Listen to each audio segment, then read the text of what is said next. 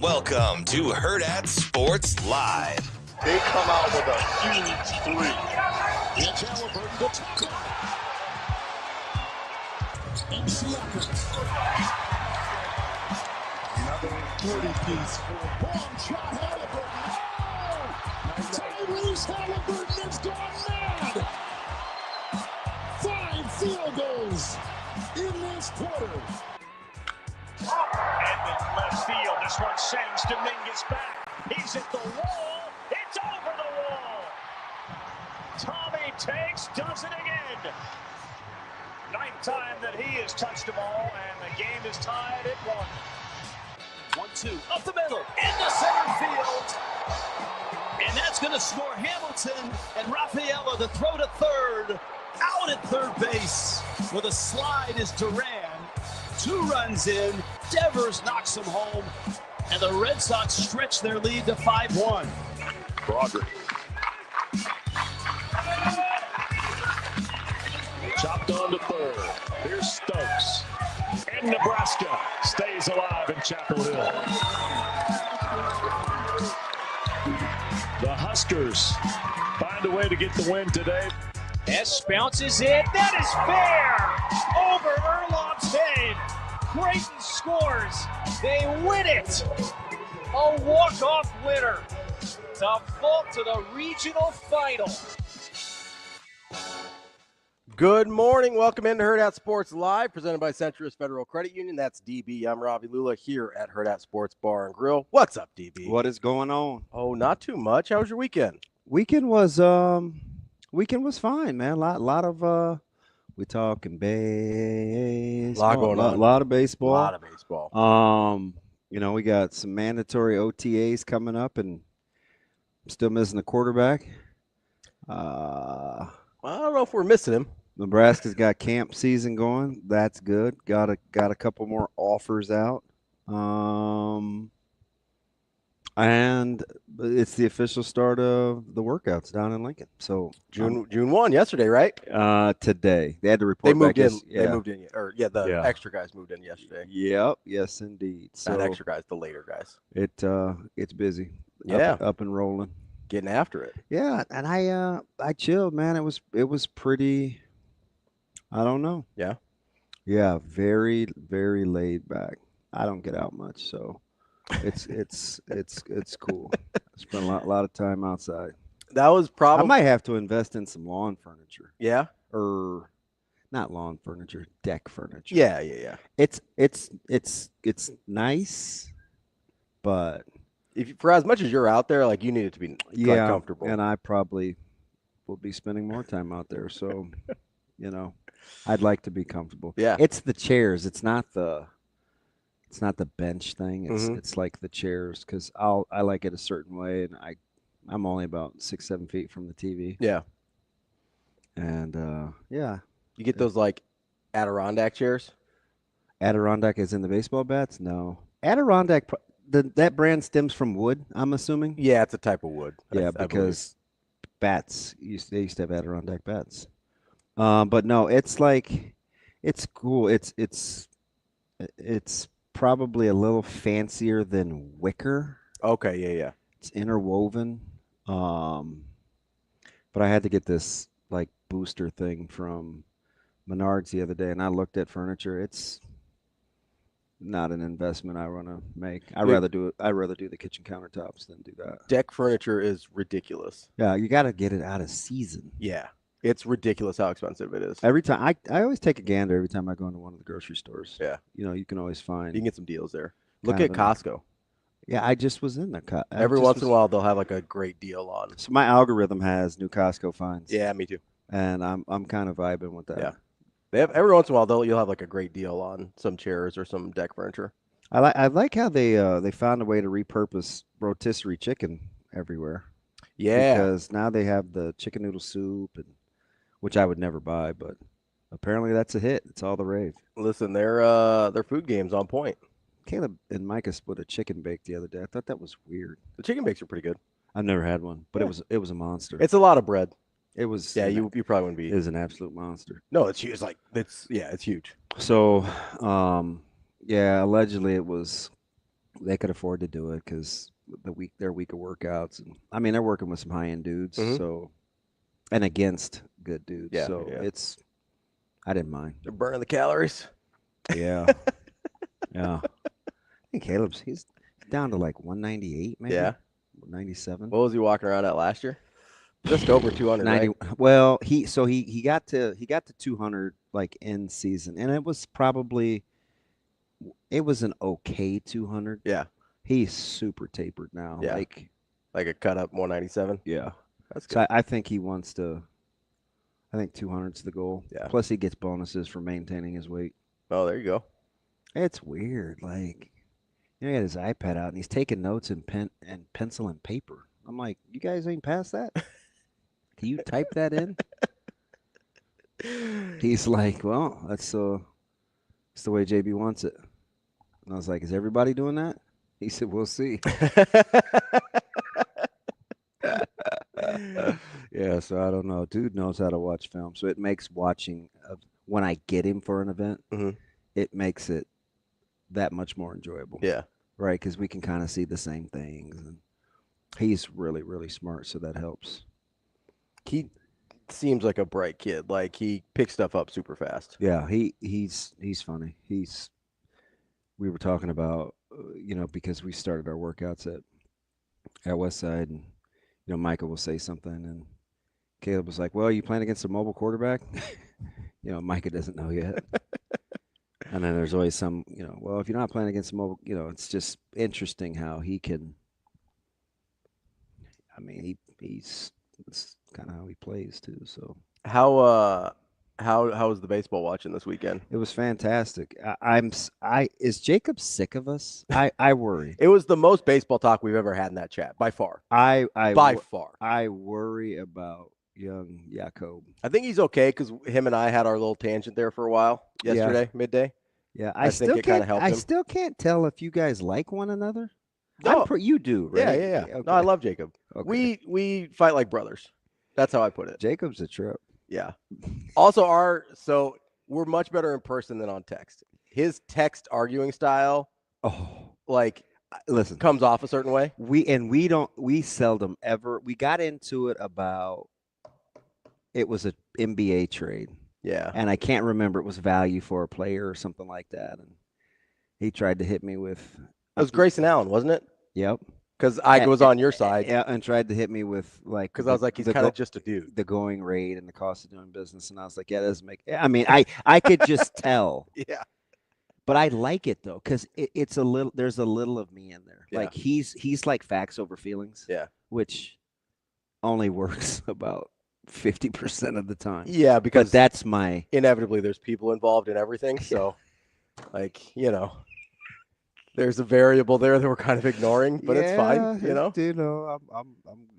growing in that area. But it does help to have somebody with that perspective to kind of round out because I'm probably more of the feel, not like feelings, but feel. Like you're quick to say that guy sucks. Yeah. Yeah. Like that's a gut thing. I'm just not any good.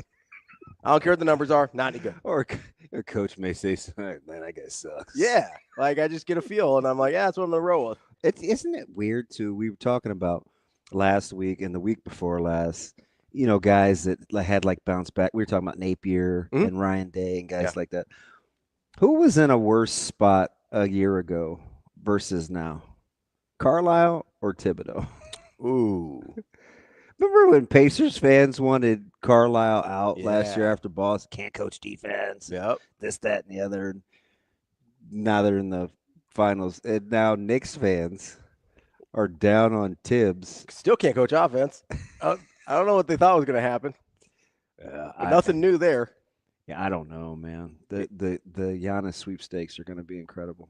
I don't think the Knicks can get him. Not unless you move. You'd have to be a three-teamer. You need a third team, and you have to move Towns. Which you have to move Towns, and you probably have to move either Bridges or Anunoby also. Yeah, because I could see Anunoby. Sorry, I could see Anunoby. Yeah, being on the move, but I don't think you want to move Bridges. That's just me. I don't either. But you have to move one of those two guys. You probably ought to play more contract-wise. Yeah, He probably should be. I could see them being upset about the rotation. Yeah. I could. I know they're not the same guy. Like OG and Bridges are a little redundant. Yeah. A smidge skill set wise. Yeah. So it's like you could probably get away with getting rid of one of them. And if you get Giannis, you can get rid of Towns. It doesn't matter. Like you're fine. Yeah. But no, I think they would have to. I think Giannis would have to force his way to New York for them to be the team. They're not going to have the best offer. Yeah. And then what else? I had a couple of buddies that had Scheffler at the Memorial that were tickled. Mm-hmm. What are you laughing at? Did you have Scheffler too? I did not. Didn't have What'd you do, Shane? We're remiss. We didn't check in with you, man. I missed you. How'd it go? That was okay. I listened to some bad baseball over the weekend. Yeah, we'll get to that here in a sec. That was that was a little rough. A little rough. Yeah. Isn't it amazing with these rosters how you can't? And this isn't just a team-specific you root for thing. It's probably in general. Mm-hmm. With these roster sizes, carrying anywhere from 35 to 40, mm-hmm. You can't find 5 good pitchers. Man, it's wild. You can't find 5 good pitchers? Almost no one can. So, and I'd be curious to talk to some of the baseball heads about what it is, because I get it, shoving 96, 97, 98. So but that's it. You know what I think it is? And these guys, it's bad. Yeah. It's bad. I think they put such an emphasis on velocity and finding guys with velocity that nobody recruits anybody. They can't pitch. Yeah, that nobody knows how to pitch. They just can't pitch. They recruit great arms. They don't recruit great pitchers. Did you watch Crooks last night? Yeah.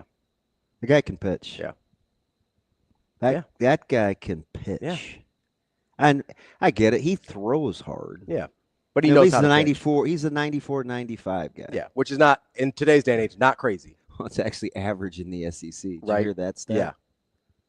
I'm like, isn't the average Major League Basketball like 94 mile an hour? Yeah, 95, I think. And that's the average velo in the SEC? Yeah. But that's my point, though. That's why some of the, you're obviously, if you're getting the velo at a college and they're not in a minor league system somewhere, they probably don't know how to pitch yet. Yeah, but half your roster is pitchers. Yeah, and you can't find 5. Like you're talking about, most teams carry between 18 and 20 pitchers? Yeah. And you can't find 5 guys that you can trust in a high leverage situation. That's wild. And I get that's asking a lot, but a lot of teams don't have 3. No, we've been looking. I know. If you've got a good Friday, Saturday guy, you can't get a good Sunday guy. And you don't have. Maybe you've got a good closer, but you don't have anybody that can give you any sort of multi-inning middle relief. It's fascinating. It's wild. And you saw, and it's not just a Nebraska thing. I get it. In these LM games, you're going to see a ton of crooked numbers. Yeah. But some of this was just like softball. Yeah. I mean, listen, how do you give up 17 in an elimination game? This is hard to say. It's really hard because I don't know. It's hard as a former athlete that knows what it takes. It didn't look like tremendous effort yesterday. Yeah. It just didn't. I just didn't get the sense like there was any. And it hurts because I don't throw that around. Yeah, you really don't. I don't throw that around lightly, but you don't like to call guys. You don't like to question the guys' competitive toughness spirit was off. Didn't feel right. And OU was coming off the shorty, mm-hmm. and I get it, right? And I said I didn't want to snap at Maddie, but it's not like. OU didn't come out spry. They had a bunch of ground balls early. Mm-hmm. Nebraska couldn't field it. Couldn't, yeah. That's controllable stuff. Now, should be controllable Oklahoma is clearly in an offensive zone. Yeah. Yeah. Clearly in an offensive zone. I mean, they are swinging that thing. But you can't help them out, and then you can't, the fact that Nebraska couldn't find anybody that could give them any trouble was really tough. And I know we come from very different backgrounds competitively. So sometimes I'll say stuff like this and you want to slap me, and that's fine. No, violence is not the answer anymore. Metaphorically slap me. Yeah. That's No, you're exactly right. Thanks, Coach, it sort of felt like winning the Big Ten tournament was the accomplishment for this Nebraska team. See, I don't think so. I'm not gonna hold you over that, but I don't think so. Okay. I think now that more people are watching college baseball, I've said this since they've gone to this format. Mm-hmm.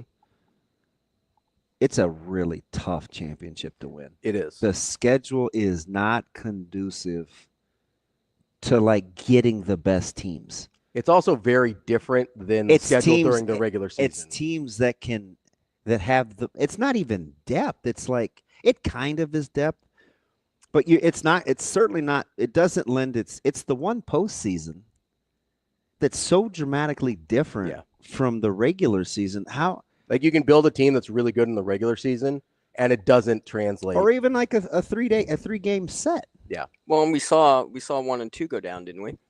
The top seeds. Oh yeah. Yeah. Oh yeah. You may see a few more Natty's national seeds drop today. But you've got like especially the regionals, right? Super regionals are a 3-game It's hard set, to win, man. so it's more understandable there. Then the College World Series gets a little wonky again with some of the way the schedule works out there. But especially the regionals, if you drop a game, like you're in a lot of trouble, like in a hurry, because you can end up playing 5 games, right? You can end up playing 5 games in 3 days. Yeah. If you go through the losers bracket and get back to the championship games, that's crazy. It's wild. That doesn't happen any other time And in then baseball. Really. supers are this weekend. Yeah, 4 days later, right? It's a tough team championship to win. I mean, what in basketball you got to win 6. Yeah. Football you got to win 4. Yeah. I don't understand. Or 3 if you get the bye. Yeah, I don't understand the scheduling. And at least in football, the pacing of the games is right still, right? Like you get the normal breaks. Basketball gets a little wonky playing every other day, which isn't super common, but it's not crazy. But you don't have this. Are you like LeBron and you want, 3-4 weeks off between the regular season and playoffs? No, you don't typically play Friday, Sunday in your regular season in college basketball. A couple times a year you will. Exemption tournaments, obviously the conference tournaments, but it's not your super common schedule. But it's much closer to normal than baseball is because baseball is just this whole other thing. Baseball, you're almost going back to your weird Legion days where you're just like, all right, everybody's in, let's go. It's a very strange format. But it does produce entertaining results. I don't know if it produces the best ones. It's tough. Yeah. And I mean, Creighton saw the fuzzy end of that popsicle as well. Yeah. Boy, they battled though, didn't they? They did. Yeah. They Arkansas's really good. They are. Arkansas's really good. They always are, but they're really good. I'm somehow hoping for an Arkansas UNC final. Oh, okay. Really good pitching, timely hitting. Although Carolina's starting to hit it pretty well. Big Dave Van Horn guy? I like him. I don't love him. Okay. I didn't know if there was a lasting. No, we've got a good relationship. DVH isn't really letting anybody in there though. Yeah. I mean, arm's length. Oh yeah, you get the Walter Payton stiff arm, which is funny because that's what I would assume Ed Service is like. But you guys are pretty close. Yeah, but I've been at it longer. Sure. And plus, he's around still. That helps. And so the thing about Coach Service and I is, we had the Coach Olson connection. Yeah. Early. So I'm just even though I'm not even a little kid, I'm a young guy. Just kind of. I don't know. I mean, I'm overseeing a nonprofit for kiddos. I'm trying to figure it out, and he just was cool. Yeah. Coach Olson was that dude. Yeah. And so with Coach Service, a lot of times we don't even talk about baseball. This is something else. Yeah. And I was shocked though. Even at the funeral. They're going down a procession. I told you this last week or week before last. Like he stopped to give me a hug, which probably 20 years, not 20, probably, 17, 18 years ago. Mm-hmm. Nah, which makes sense, right? Because you build that stuff over time. Yeah, but even the hug, mm-hmm. And so I watch these guys, and it's a brutal sport. I thought of you last night. I didn't send a text because. First time and maybe I can remember. My phone got down to 6%. Oh wow! Yeah, I'm a guy typically that likes that thing above 30. Yeah, all I'm a the time. perpetual charger. And but I can't fast charge it. So I have to put it on the deal, which is in my room. But anyway, we saw was it KP? One of our baseball guys was talking about it's just a hard sport. It's a ridiculously hard sport. And we saw with Easton Carmichael last night, if that check swing is called a strike, he's down 1-2 and Horton is dealing. Instead, it's a pretty bad call. Yeah. Gets the strike the next pitch. But instead of it being 1-2, it's 2-1, becomes a hitter's count. He gets the hit with the bases loaded. And he didn't break it open, but that gave them the lead. Right? I mean, I think it was weird, too, because Carmichael came into that thing like 0-9. Yeah. With bases loaded. He had 2 hits last night with the bases loaded. But that guy rakes. That's baseball, though, right? Isn't he something? Yeah. Like that guy. I think it was Suits. We were talking to Suits, and he was talking about, like, because we were asking about the Nebraska. Kevin. It was Kevin. It was the Kevin. Michigan State thing, right? It was Kevin. What do you think happens if Walsh fields that initial comebacker? I don't know. I'm talking about the very first at bat of the game. No, I know. It's not. It's like, I mean, he's casual. Like, what if he fields that comebacker? I have a hard time. It's probably closer. Like, it probably doesn't get away from him as fast. He called this the best mineral water? I just don't think they had it yesterday. He fibbed. What do we? Ridiculous. Who'd you get a wreck from? My guy at Elite Nutrition. Oh yeah. Yeah. Not feeling it? No, you know what, though? I think he gave it to me as kind of like a little kid head pat, like on my way out the door. Like, here you go. Yeah, kind of. Because he gave me these protein bars, and I think he knew it was going to be tough sledding. And he also knows I'm probably eating that thing in the car. Yeah. And he's like, hey, man. It was like a little butt tap, head pat. I'm going to have to get good on you. Yeah. But damn. Well, maybe. I don't know. Maybe my ice screwed it up. That's it's so hard. I don't think you can blame it on the ice, man. And you know what else I thought of you this weekend? What's that? As these guys get ready to go home, there's a couple teams I told you. I'm still pissed about Northeastern. Same thing with a check swing. Very next, within the next 3 pitches, guy from Mississippi State leaves the yard. I'm like, damn it! Yeah. But not that loud. It's more like, dang it. Shoot. I text. I'm not even name dropping. I was just talking about how the game was going with a guy down at Nebraska. I'm like, fudge, it's 11:57, man. It's almost noon. This thing has me wanting to just pour tequila on the rocks and go sit back out on the Pop deck. a drink. But I didn't. He's like, I just landed. I don't even know what's going on. I'm like 3-0 with 300 runs. They kicked it around. I'm like, fudge. So there was Northeastern and Shane. You have my. I thought of you. I want to get your thoughts. Okay. Because I know how you love when coaches go in on media. It's your favorite. It is. I know you. I mean, you're Mr. Shoot 'em straight. One minute you like Mick Cronin, the next minute you hate Rick Pitino. Different things. I gotta. Different things. We've talked about this. I can't get you. Nope. Are you sure? 100%. All right. Let's go back to Saturday night. Okay. Set the scene for me. Okay. Vanderbilt is 0 of 9 with runners in scoring position. That's bad. Coming in with taking an L. Okay. Just not hitting the ball very well. Now keep in mind, this team got the #1 overall national seed. I told you it was the second half of their season. Kind of ran through the I liked SEC them, tournament. didn't love them because they sleptwalked, but they got hot. Yeah. And they bunny hopped some teams. Yeah. Who maybe could have made the case for a 1. So having said that, and I know he's tough. Shane and I have had him on. You have to ask. He's pretty no nonsense. So this is Coach Corbin on Saturday night. Now keep in mind they got upset last night again, and were equally as abysmal until the 9th inning with runners in scoring position. Okay, This was Coach Corbin on Saturday night. Shano? Oh, what is going on? That's not very good audio.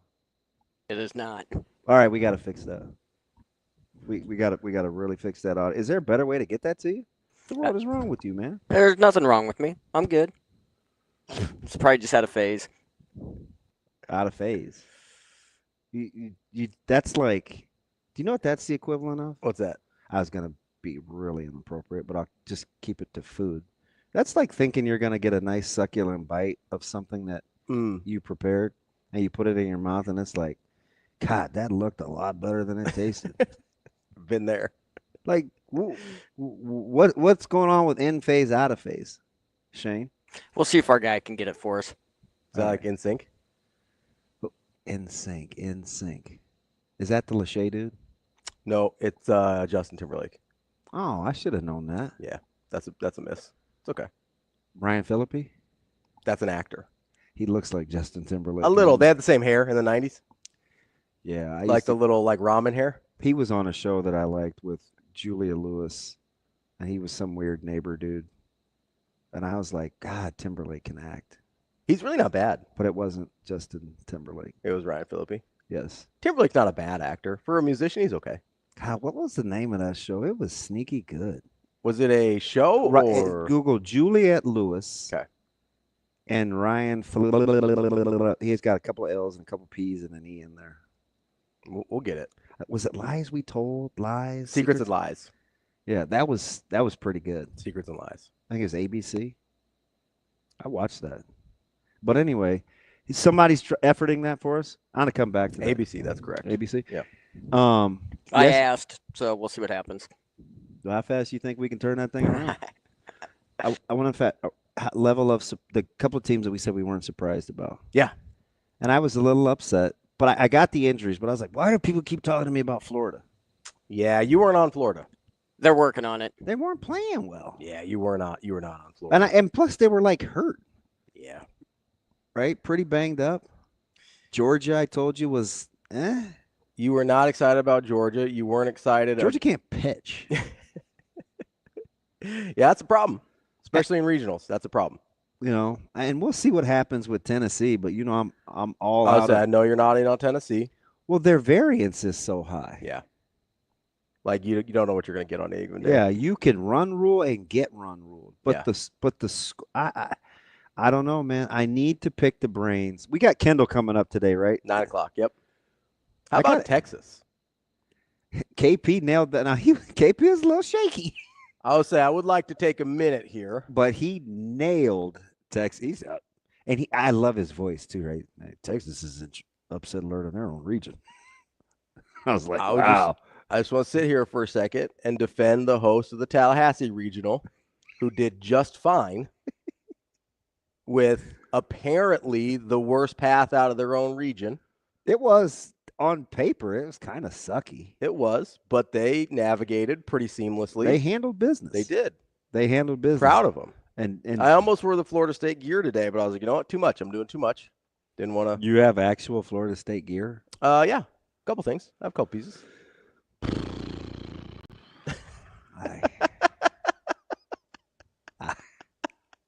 You got North Carolina gear, don't you? I don't wear it. Okay, well, I didn't wear it either.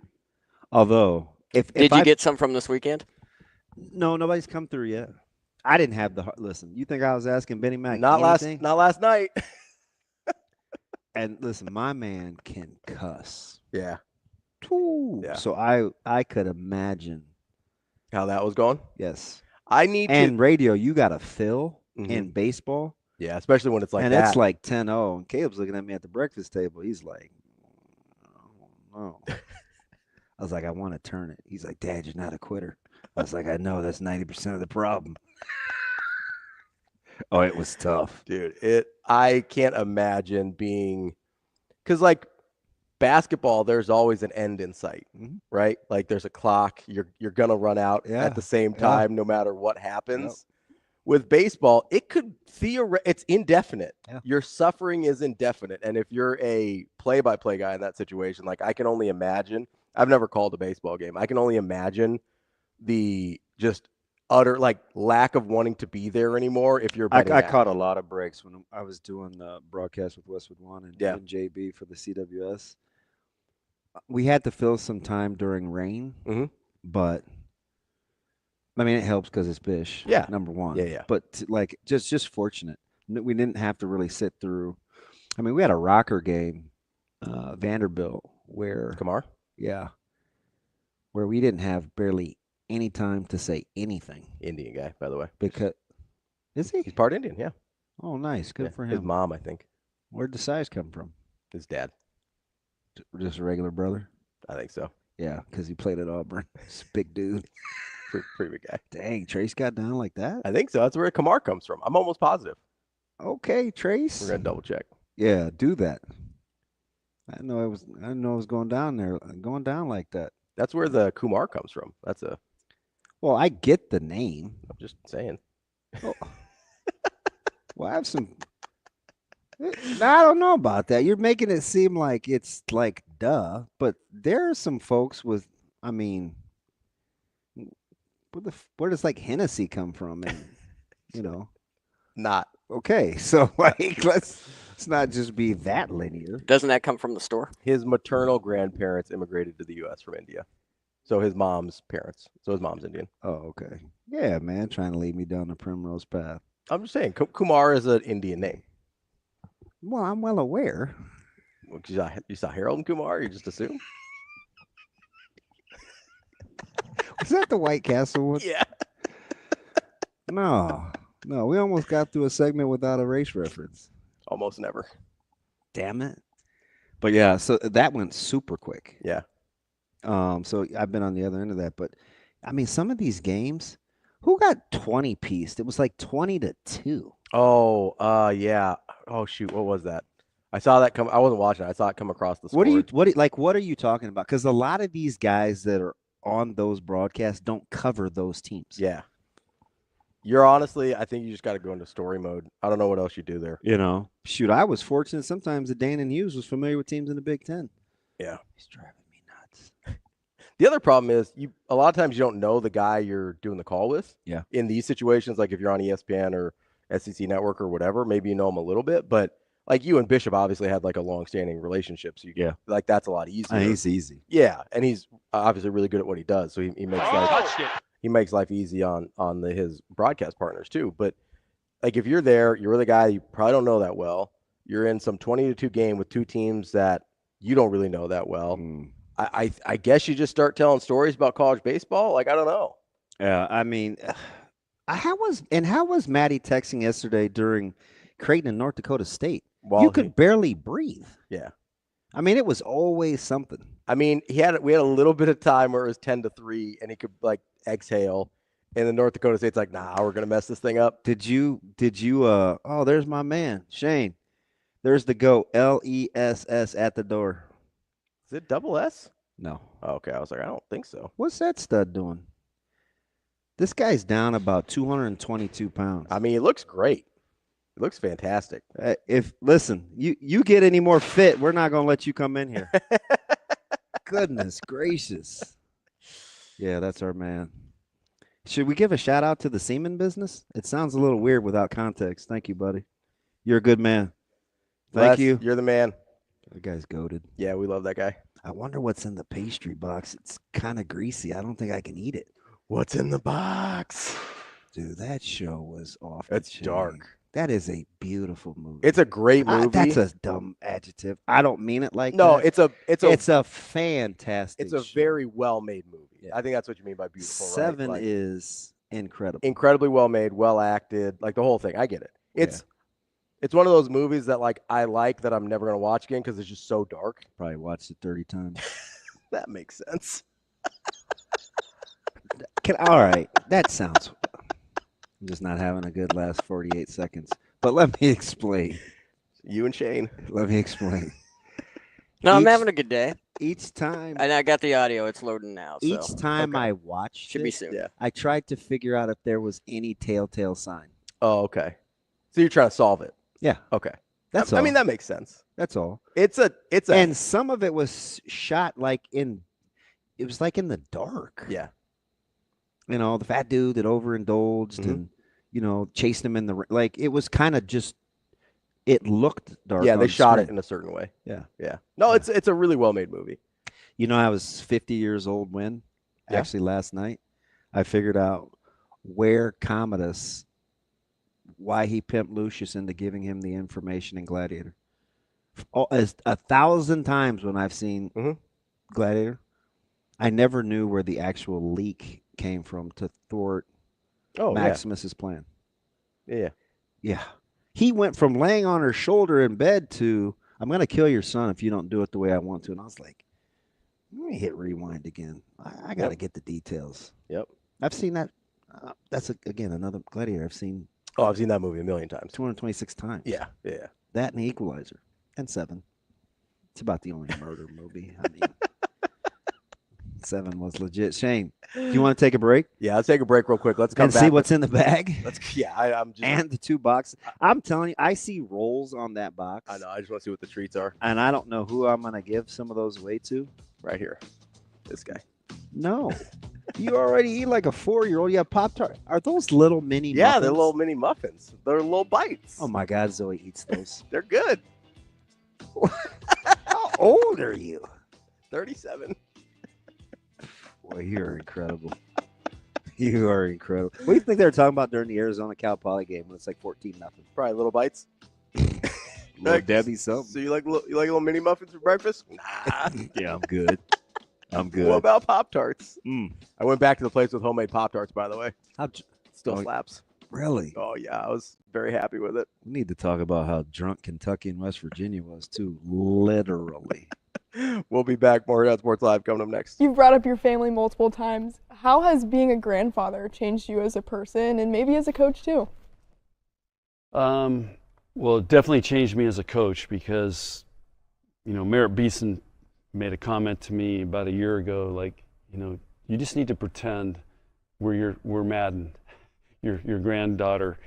If you just treat us like that, well, everything will be great. And that really hit me. And and again, probably part of this is, you know, when you're coaching, you miss out on a lot of what your kids are doing, and your wife has to kind of manage all that. And Madden's starting to get into a lot of things right now, and I just kind of feel like I want to be a part of that and be close to that and be around that and support Lauren.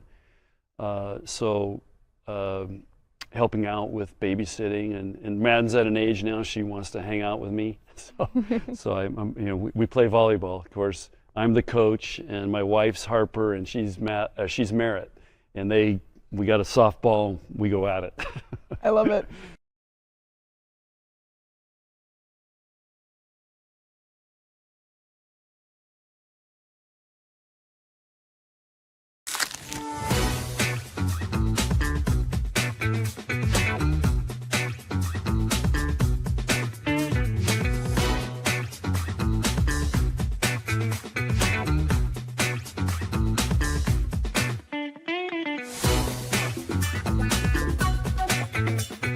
When you look at the landscape of college wrestling, how much growth have you seen from the first day you stepped on this campus to right now in terms of the fans, the attention, the TV deals? Yeah, I think, you know, our crowds have got really much bigger the last, you know, 4 or 5 years. But, you know, I think we've always had exciting guys. Now we have a team full of guys that are really exciting to watch, and they're going to fight to the death. And we have 6 All-Americans coming back next year. So come on, Husker fans. We want to pack that Devaney every time. And I think, you know, Terry Pettit and John Cook have set that ladder for women's volleyball. And I think, you know, we can be that next sport to pack the Bob Devaney and really put people on their feet. And, you know, we're starting a student section next year, so really challenging our students out there.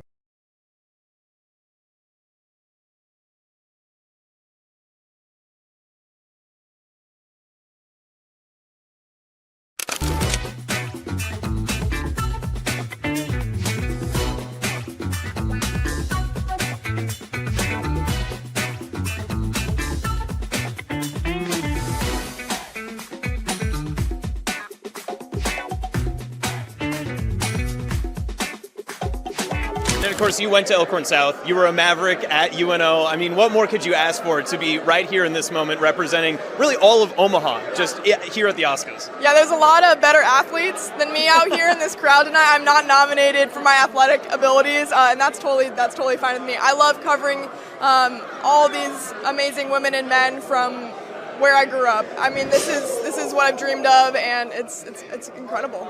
Moving on from with Hurrdat Sports, you've also worked with CBS Sports a little bit too. So can you tell us a little bit about branching out even further than just the Omaha area? Because you gained a little bit more repetition and a little bit more notoriety than getting that regional stuff as well. Yeah, I think it all starts local, what I do here, and then moving up to national coverage is absolutely amazing. And just getting to put my name out there, and the fact that anybody around the United States can flip on a TV and see me is a pretty crazy thought. Don't know how I got here sometimes, but a lot of hard work, a lot of people along the way that have helped me. But yeah, the idea is for me to keep branching out, go from these regional and local coverage to as much national as I can do, and hopefully bringing our local coverage nationally as well.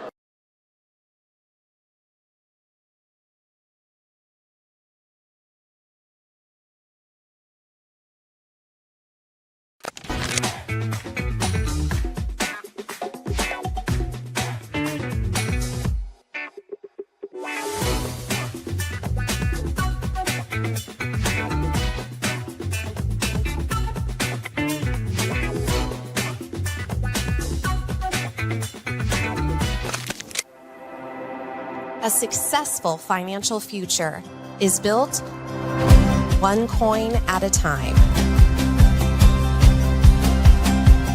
Whether you're just starting out or a seasoned saver, we've got the financial resources and team of experts who will be with you every step of the way. Centris Federal Credit Union. We are where you are.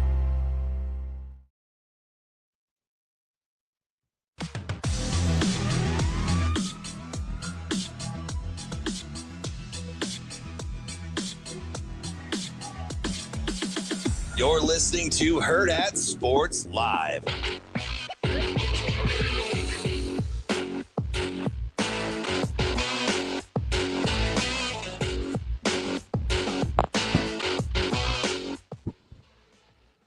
Welcome back, Hurrdat Sports Live. That's DB. I'm Ravi, Lulla here at Hurrdat Sports Bar and Grill, reminding you keep those eyes focused and straight ahead. Don't get distracted while you're driving. You've got one job, that is to drive. This message from the NDOT Highway Safety Office. DB. Yo. Did we get the audio figured out? I'm waiting on Shane to give me the go ahead. No, it's Uncle Rico's working on it. It's at Vandy RCR at Vandy Recruits. Like it's not. It took me all of. But it's probably what? It's probably the same audio, so it's probably going to be messed up everywhere. Really? Yeah, but I mean, I'll look at that. So why can a phone play it or a computer, but you can't? That's a great question, Damon. Yeah, I don't have the answer to that. I don't believe a word of what you're saying. Well, to be honest. I mean, maybe Uncle Rico can figure it out. He sent me another one, and that one didn't work either, but I'll keep trying it. He's out. He's not out. He's my guy. He's out. He's my guy. I mean, gosh, I'm Kick tempted him out to of the just club. put my microphone up to the goddamn computer. Kick him out of the club. It plays it just fine. Yeah, I don't know. I heard it on yours. The free world is hurting. But apparently there's something magical that happens with what we do. You know what they say. What's that? This is where the magic happens. I mean, we're out here, right? Apparently, this is not where the magic happens. Yeah. At least over on this side. Coming up at 8 o'clock, as always, we're going to talk to Sam McKewon from the Omaha World Herald. At 9, as we mentioned earlier, we're going to talk to our friend Kendall Rogers from D1 Baseball, see what he's thought about all the goings-on. Yeah, I'll be curious to get his thoughts on what's going on at A&M. Yeah. I'm going to try and... Oh, I know you're going to ask. And let's be professional and not go the Trevor route. No, it's a tough spot right now. It's a tough spot. It is. Did you by any chance see Tennessee UCLA softball? Yes. Yeah. What if UCLA wins that game? Yeah. Is that played under protest? And what is Article G? I have no idea. I like how he threw that in at the very. Article G. I'm like, G. Like, all I could think of every time I hear that is just G, baby. With little G baby in the movie before he died. I was just Keanu Reeves. What was the name of that baseball movie? Bad News Bears. Hardball.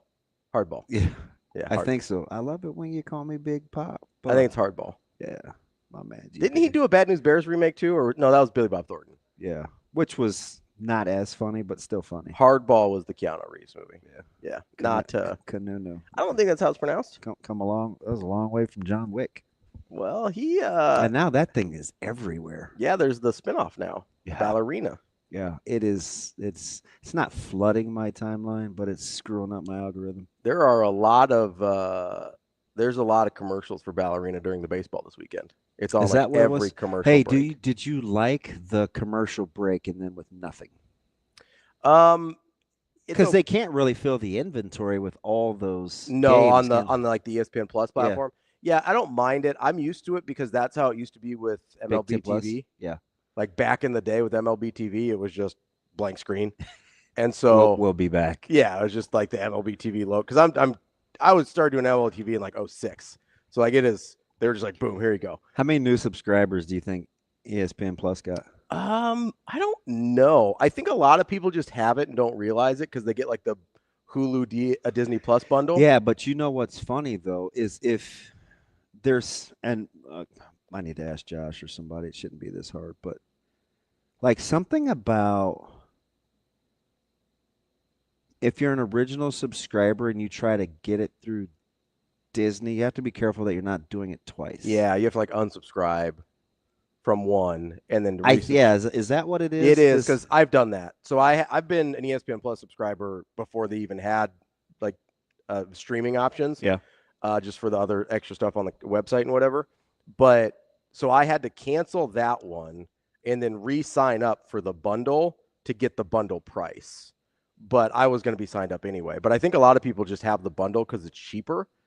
And even if just for two of them, it's cheaper. And then they're just like, oh, I've got ESPN Plus. Yeah. It's just kind of an add-on to boost subscription numbers. I think it's a little tricky. I had to get it on my.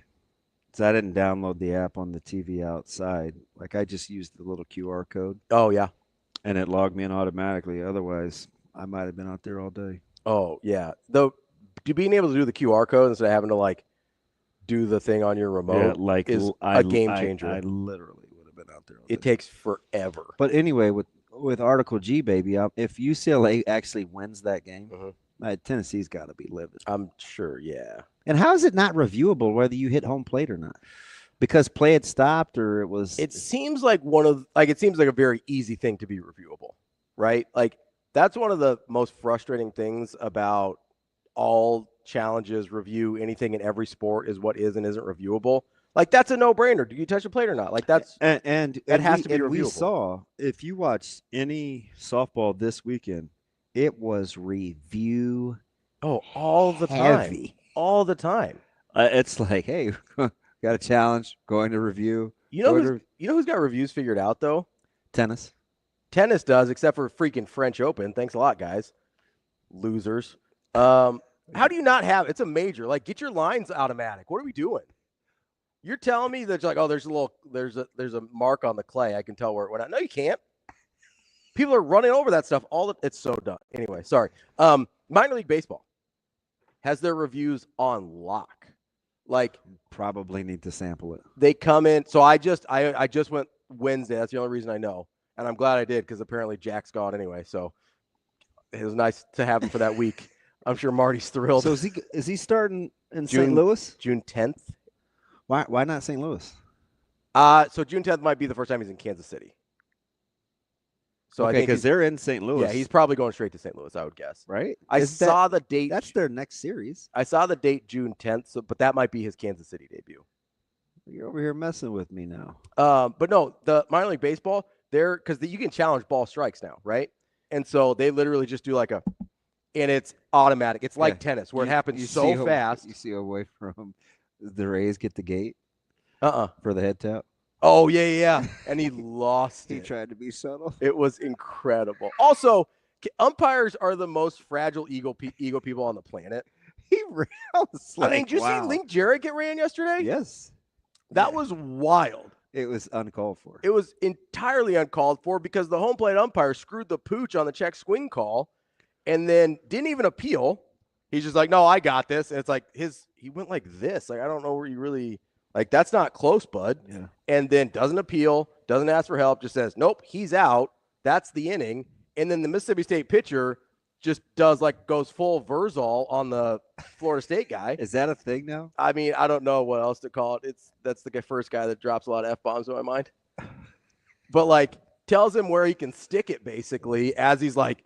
He actually did have a couple of very not nice texts about did he? An inning and a third into yesterday's game.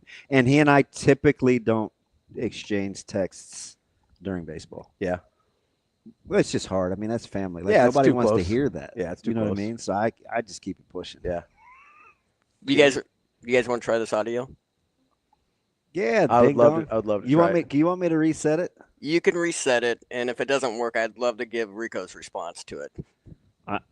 But it should work. I'm looking at it right now. I have faith that it's going to work. Rico's reputation at his early, young, ripe age and the greenness in which he's been with this company is completely on the line. He can go from goat to get, and I mean the frick, in milliseconds. He can go from the goat to just goat. Just goating, gone. Shane, play the clip.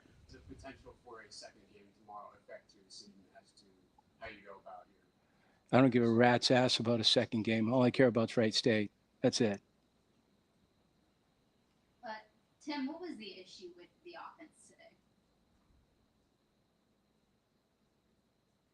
No, we didn't score enough runs. Issue? Yeah, Human? It was so different from the last couple weeks. You play playoff baseball, Aria? I mean, it's tough pitching on both sides. I mean, we're pitching hard. They're pitching hard. Two good teams. You realize that, right? These are good pitchers on the mound. These are battles. We just didn't win the battle. Don't go searching for like a lot of ancillary bullshit. It's just we didn't get the hit. Is that necessary? No, it's not. Like I heard that and I was like, and you know what I hate? This is. Sometimes media members suck. I get that. Sometimes they deserve to have their hand slapped a little bit. That was not one of those situations. Like, bring it up, Aria. Did you play playoff baseball? No. Does that mean she didn't have a valid question, Tim? No. Here's the problem, right? Is he wants us to believe that after he just ran roughshod through the SEC, which how fast is their average velocity, by the way? 94. 94, 95. Is that the average velocity at Wright State? Wow. Is it? No. Okay, so it's not, right? No. So the pitching in the SEC tournament probably better than Wright State pitching. Is that fair? Yeah. Is that a fair assumption to make? I know Wright State's a good baseball team, but like the pitching in the SEC is probably better. Clearly. Is that a reasonable? It's fair. Okay, so it's a reasonable question to be like, hey, you just like mollywopped. Oh, you don't like that one. You just ramshackled the SEC pitching. I've never even heard of that. I don't either. I think I just made it up. You just ran through SEC pitching for a week and through the second half of the season. But Wright State comes and you're like, oh, it's too much. The pitching's really good. Like, that's what we're supposed to believe, Tim?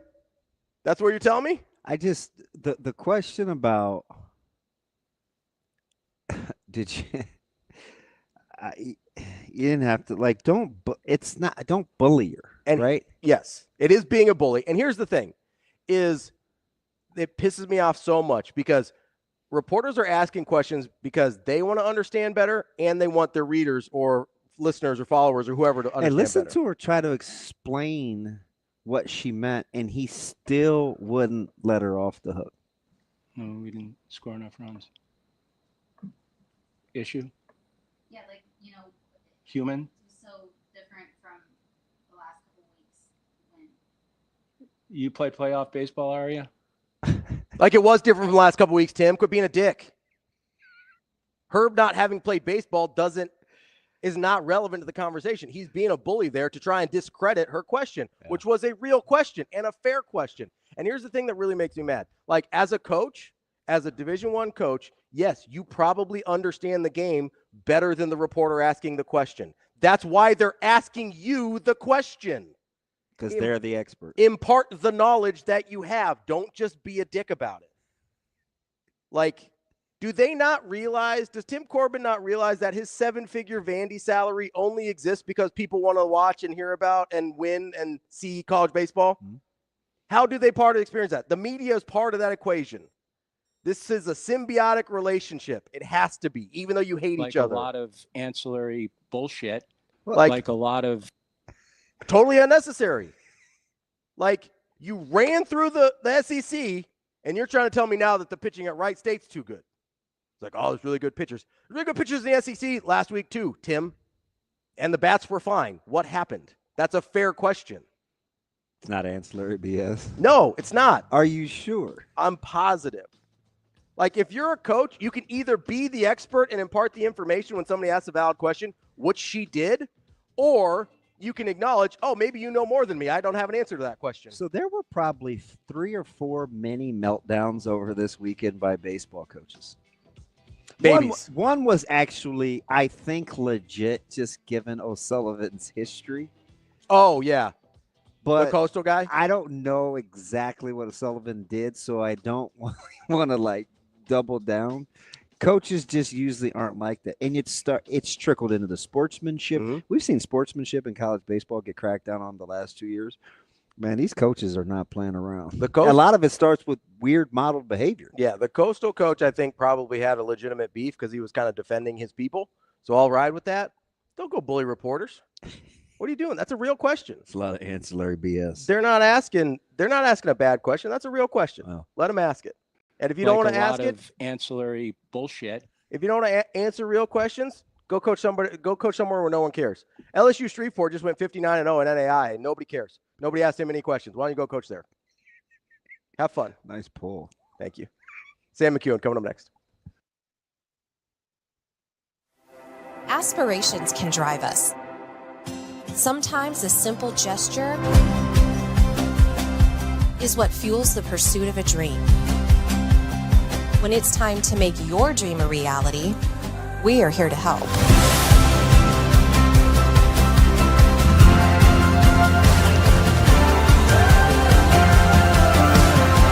Centris Federal Credit Union. We are where you are.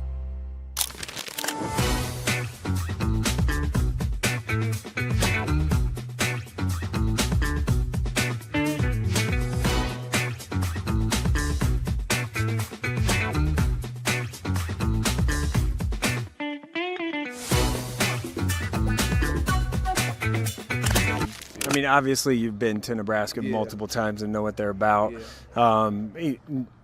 You said LSU, Florida State; those are obviously important schools. Notre Dame just offered. That's a newer offer for you, right? Yeah, Notre Dame. I definitely want to get up there. They invited me to this camp, but I'm gonna probably get to the next one. Yeah, I definitely want to get up there. How do you handle kind of the, I guess, not pressure, but the notoriety of, hey, you're a second-ranked player in your position as safety in the country and in your class, and have all these offers and that? How do you handle that? How do you manage it? I kind of try not to listen to what people say. I just try to go out there and do the best I can do on the field. Try to make as many plays as I can to solidify why I am where I'm at.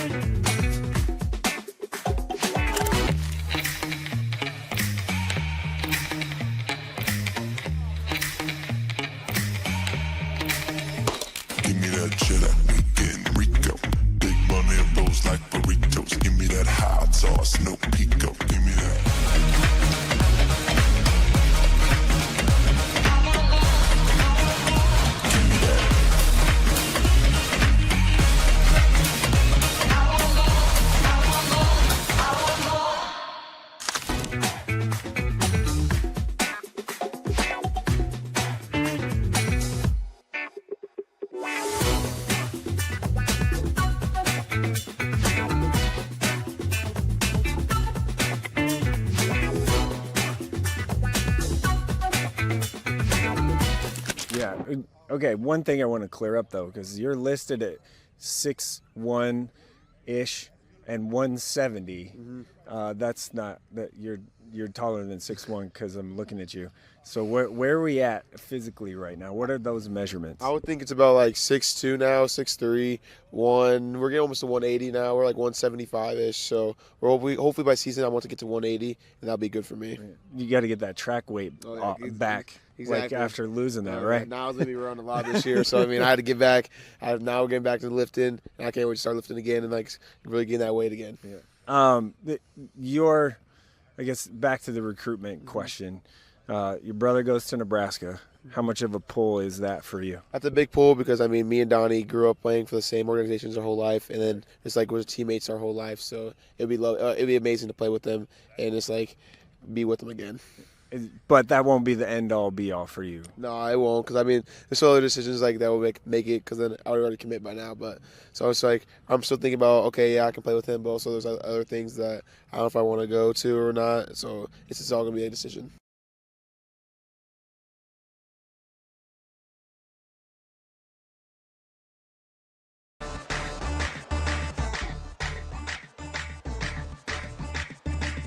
You're listening to Hurrdat Sports Live.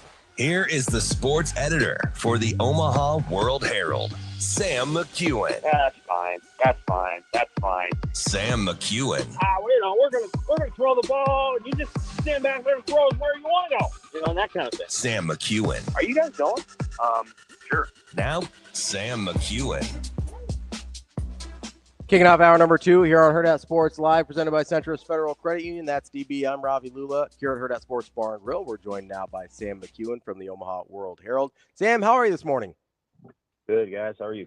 We are hanging in there. We've got one more hot day. You getting it in Lincoln too? You're only 38 minutes away from me. We touching 90 in Lincoln. Is that the forecast? Yeah, loving it. All right. Love it. No, we need the heat. No, Sam. No. We're gonna get some rain tomorrow. We're gonna be in mid 60s. Us grass guys are gonna keep our grass green, and then we'll touch some grass. I did that last week, buddy. And then we get 70. Sam, not too soon. All in moderation, Sammy Mac. All in moderation. That's right. Yeah, we'll get back to the heat. Damon, do you edge your yards? Like, do you like edge it like around the sidewalk? Yes, it is. It is nicely edged. Oh, it's pristine. That's great. That's awesome. I know you get a kick out of that. I mean, I'm OCD. It's not like you don't know this. So you've got many years to go in the broadcasting field. But I hope so. When you decide, hey, you know what? I'm gonna go work at a golf course, man. You will love it. Love it. There's a couple of cool guys around here that do that I actually have an affinity for. I think you might be onto something, Sam. Maybe that's why I like Jim so much. I used to work at him when I was a kid, and so I worked at one where I was helped with the range. But then I worked on one where I worked at the course, and I just mowed greens and ripped bunkers and at Indian Creek back not long after it opened. And man, I love their grounds crew. I love Jim. He is Jim, right? You love Jim. He's that's like my dude. Yeah. I'm just and then my dad, when he retired, he worked at Champions. Yeah. On 132nd or whatever it is. And he did that for a long time. And I'm just telling you, you get out, you're out there on a mower and you're just it's you and the fairway and the sky and music. I mean, that's great. I don't have to think. No solving world's problems. I'm not responsible for feelings. I'm cool. Yeah, and you're you get up early. Yep. So, you're already on an early schedule. Yep. When you work at a golf course, you're getting up at 5 or 6. So do they hire old retired guys? I'm doing that. That's it. Thank you, Sam. Because I know I'm not going to have anything to spend when I get older. So I'll probably retire when I'm I wonder if I'll still be able to see, though. That's a problem. So maybe 80. I'll get readers. I mean, if you ever went to an eye doctor, you'd be fine. You're done by noon. All right. And it's you will love it. You'll be you know what? This Then and then you look back at the work and you're like, oh my God, it looks so good. Yeah, I'm all I in. love golf. I love golf courses. Like I love golf, but I love golf courses too. Like, like just God's beauty and all that. I love it. Sam, I got a question, and I don't know if you and Evan have talked about this before, but we were having this conversation on group text yesterday with some of the coaches, and we've seen what happens with post-game pressers, and it seems like, and it could be recency bias. You think baseball coaches have the ability to be the most terse or confrontational? It just seems like whether it's pitching matchups or how well they know their guys or when to pull a guy or when to pinch hit, like it seems like a lot more personal in their delivery if there's some disagreement with decisions made in press conferences. I think so. I think that's a really good point. Okay. You're probably talking about Corbin, right? Well, there's a handful this week, but they happen all season. It's crazy. Yeah, and Will Bolt and Ed Service are pretty good guys. So like I thought Will, for how it went yesterday, I thought Will was exceptional. Yeah. Well, yeah, there wasn't any. I mean, he could have gone there. Well, yeah, but like, there's nothing to be frustrated with the reporter about. Yeah, So the Corbin one was notable. Baseball is an incredible sport, and so like I think one of the things that managers, I don't know if it's an advantage or a disadvantage, but managers have a lot of time in the course of a baseball game to really think, and it's a thinking person's game, right? Mm-hmm. And so like they have already turned over their decisions so many times in their own mind that by the time I think they get to those pressers, they stewed pretty good on good and bad mistakes. And so, like, it's not like, like Matt Rule can get fired up after a post game, in a post game presser. He's never combative, but he can get fired up. But it's in a football game, it's such a fog. Like, I just went through 3 hours and I don't even, I barely know what happened. And, so like Matt Rule on a Monday is even better than he is on a Saturday because he went back and digested everything and he can kind of process through it. I thought Scott Frost really struggled after games to really go through the fog that had just occurred, and it took him days to process it. So like, I think baseball managers have an opportunity during the course of the game to do all that. And then when they get to the post game, it's quite possible that they're pretty ticked off because they've had a chance to marinate on the things that they've been thinking about.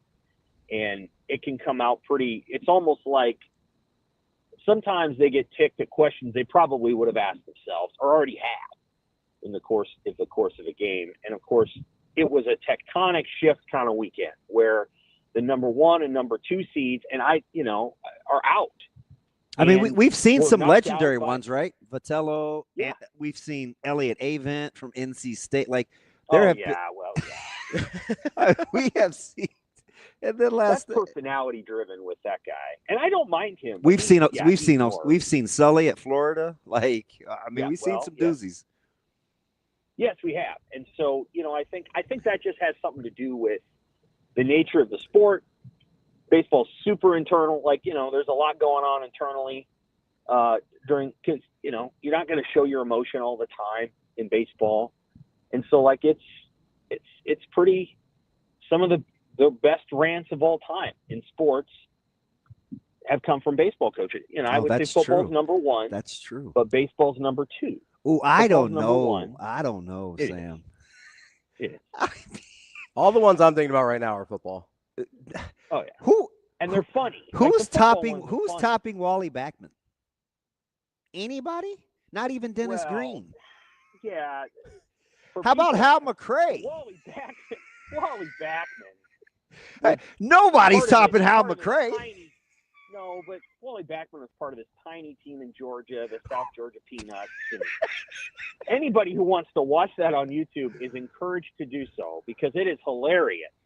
So you think Jim Mora was a little more melty than, like, let's say Billy Martin? Mike Ditka. Yeah, Mike Gundy. I mean, Mike Gundy's probably the most memorable one at this point. Yeah. Right? But it wasn't like Mike that. Ditka, though. I mean, Mora. I mean, some of the ones with Mora, the playoffs one's the one that's remembered. But the one where he walks out and he just starts screaming about his team doing diddly poo. Yeah. I mean, he resigned the next day. He was so embarrassed by his rant that he actually quit. So anyway, yeah, we could go on and on about that. But yeah, baseball coaches definitely have a certain comportment.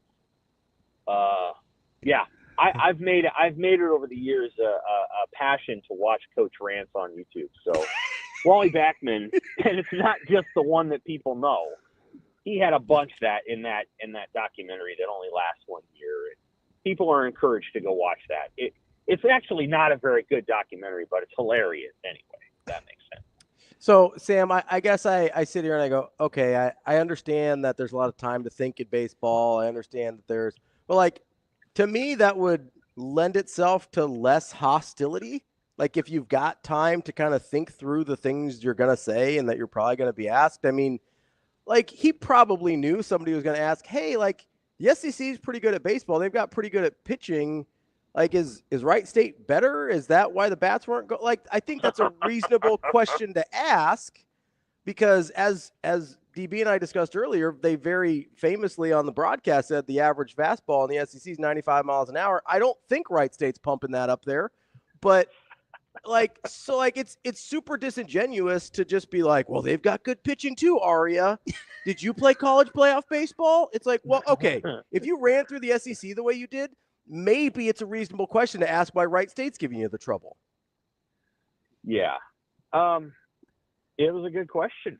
I mean, it was a good and question. She even tried to explain what she meant. Yeah, and he tried to bully her. Yeah, I think anytime you start getting into why weren't you guys very good? Why didn't you guys do what you're supposed to do? Why? You have to start asking questions about. And again, baseball is trickier. It's trickier. You can't just quote unquote play harder in baseball. You can, but you can't. It's like saying I'm going to play harder in golf. It's not. Yeah. It's not like that. I agree. And so can't. There are times where, and I didn't watch the Vanderbilt Wright State battles, but where I've watched Nebraska play a lesser team in baseball, and Nebraska just tries too hard. They're trying so hard to hit the ball out or do whatever that they're they'll have games where they have 11 or 12 strikeouts, and you're like, guys, you're trying too hard. You've got to, whatever. I mean, Damon knows way more about how to hit a baseball than I ever did. So, it's trickier in baseball, but those are perfectly good questions. And I think on some level you could argue, Wright State's been around for a while, and so they're not new to the rodeo. They've got a program, and they've been competitive. So kind of be like Northeastern beating you. It's not like it's a team that's literally never been to the NCAA tournament for the first time. Mm-hmm. But that stuff happens sometimes, and I wouldn't have made Vanderbilt the number one overall seed. I think people took a little umbrage with that, and maybe was kind of what he was feeling because they did have a super hot last third of the season, and they leapfrog a couple of good SEC teams. But coincidentally, if you're not named Arkansas, there's a lot of them that are in trouble right now, or at least being pushed. So, you know what I mean? Yeah, Texas is out, and that's surprising. I wasn't going to be snarky on Twitter and say, how does this affect Trev Albert's job at Texas A&M that Texas was out? Because there's been all this hullabaloo, right, about Trev hiring some guy, the replacement at A&M. Was he good enough and all this other stuff, as if the baseball program is going to lead to Trev Albert's not being at Texas A&M. But, Texas was surprising. Arkansas's in, Auburn's in. Auburn's got a tough matchup with Coastal Carolina, who's a very good team and probably better than a 13 seed. Kentucky getting bounced by West Virginia I wouldn't call that a shocker. No. Let's see. Tennessee and Wake Forest play today. That's kind of that's a toss-up. Ole Miss today. Ole Miss has got yeah, Murray they should State. win. Yeah. And now if Murray State wins, and then you've got Murray State, and you've got Little Rock, UTSA, and you got Little Rock and Little Rock, LSU. if they were to win today, if these teams if that all happens, it just tells you that we've maybe gotten past the COVID year baseball guys. That I feel like, over the last 2 or 3 years, the SEC was dominant in part because they had guys that were, 23 and 24 years old. We're probably on the other side of that now. A lot of those guys have been drafted because it makes sense to go to the major leagues as opposed to staying in college for NIL money for a lot of these baseball guys. And so I kind of thought there would be a year where it would be a little bit more parity, and it appears to be that. We could have a ton of underdogs. We could have a ton of guys. We could have a ton of teams in Omaha. What if we had UTSA and Arkansas, Little Rock, and Murray State? Well, I don't know if we'd have them all three of them, but it would be kind of fun. It would be kind of fun if all three of them, if you had 3 underdogs there mixed in with a couple of powerhouses like Arkansas or Tennessee, things like that. And we'll see how it shakes out. But maybe this is the year of the underdog. Sam, it's so difficult. I talk about this almost every year since the new format because I don't really like the way that I don't like the setup. It's so much it's the only real team sport that's so much different than the regular season and often leads itself to not you'll get the best team. It's just such a difficult path, right? You think college baseball revisits the format for regionals and supers? I don't anticipate it. Sometimes it's brutal.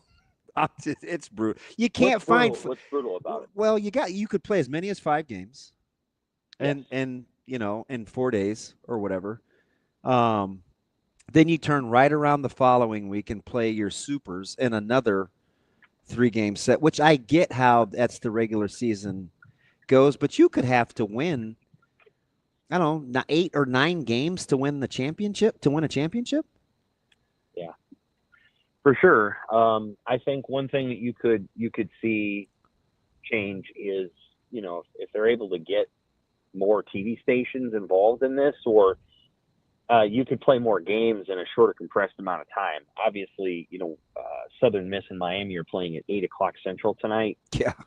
And, they've been sitting around for 4 days. So, that feels kind of dumb. And it's on a streaming network of all things. So, yeah, TV complicates it. I think the super regional best of 3 is where it's at, and that's gonna stay that way. And you could alter the regional schedules a little bit. Tom Chattel has made the argument about that you actually should extend it an extra week. And you should have like a regional, like a regional, super regional part 2 that reduces the number of games that you're playing in the weekend. Tom understands that format better than I do, but that's interesting. You'd have to maybe reduce the first weekend of non-conference play back in February to do it right. Maybe you could do that where those last 2, you have like a set of 2 super regionals of sorts. But I think their model is probably where they want it. Softball does the same thing. What about going to single elimination in the regionals? I think there's a feeling that there's a risk in doing that because you're gonna knock higher. The regional format is set up to favor the better team. Yeah. They got to be beaten twice in order to get out, and that's probably part of the challenge. So I think that the reason that they wouldn't go to that is they don't want to create a scenario where the highest seed gets knocked out, right away. So it's already pretty advantageous for top seeds, though. I mean, it is. I don't know. I agree with you. I agree. I mean, I think that's a fair point. I just wish it was I just wish it was a little more like the regular season. I get that, and it's hard for these teams. Listen to me, woe is the players, but I mean, just watch. like if you have 4 or 5 good pitchers, it's a luxury. There's 18 or 20 on your roster, right? Like, how do you not have more than a Friday, Saturday guy and maybe a hammer on the back end? I don't know. That may say more about the way that the game is trending than the setup, but I mean, you're going to keep getting these kinds of softball scores in elimination games, and without addressing some of the issues in terms of depth. You are, and you used to get that back in the 80s and the 90s. I mean, I remember that. How many times they tweak that format? A lot.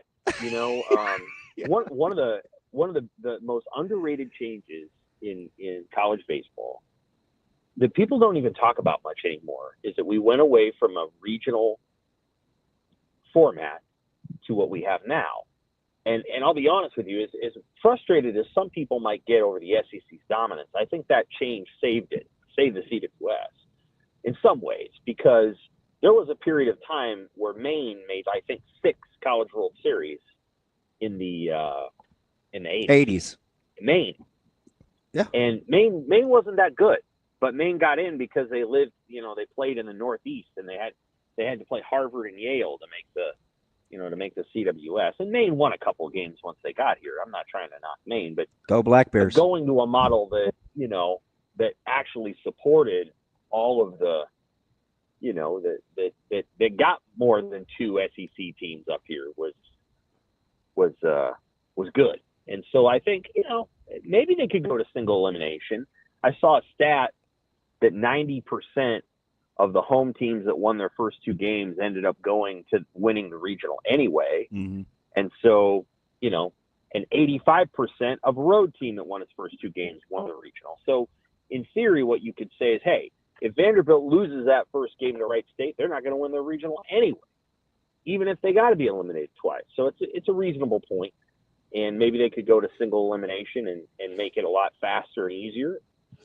Obviously, softball is a little easier on the pitchers. You don't have to have 20 pitchers on your roster in softball. So maybe for softball, it's better than it is for baseball.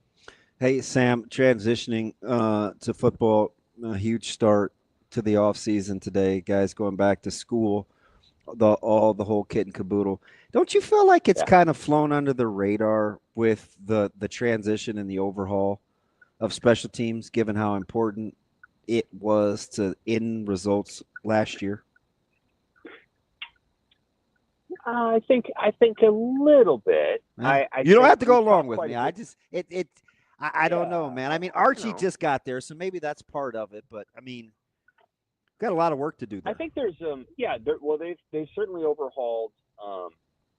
They've added a kicker. They added a long snapper a long time ago, 7 months ago or whatever. But they added Archie Wilson today. He's not on the roster yet. Like on the Husker roster, but they're going to be their punter. Nobody really knows anything about him. We'll see how it goes. When it comes to rugby punters, they need to learn the American game. And Mike Eckler already had one at Tennessee, so I'm sure he'll do a good job of downloading that into Archie, or whatever Archie does or doesn't know. But he'll figure it out and they'll learn it. Because the previous rugby punter that Nebraska had didn't really know much about the game. And so, we don't really know how much Archie Wilson knows. So they'll have to do that. But one thing I will say is that when they hired Mike Eckler, I'm sure Eckler was very honest about, hey, you're hiring me. You're going to hire me to turn over every stone, every one of them. So we're going to be really aggressive and proactive about doing what we do, because everybody who knows Eckler knows that the guy's, sort of an all gas, no brakes kind of person, which means he's not going to go, well, whatever we got to do. No, we're going to be on point, and we're going to be detailed, and we're going to be fastidious about what we do. And so I'm sure as Matt Rule was thinking about who he was going to hire, he understood that he was hiring a guy that was going to go get a rugby punter. So again, with Eckler, you can know that he is going to make sure he's going to, tend to his yard really well.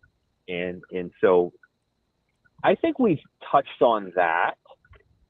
I think there's some skepticism because of history about whether special teams can get better. And I guess I would say, yes, it can. And I think it's going to. I think it's going to get better this season. So there's some skepticism. I think Husker fans are a little jaded there. They want to see it happen because they know that it's cost Nebraska several games over the last 5 years. But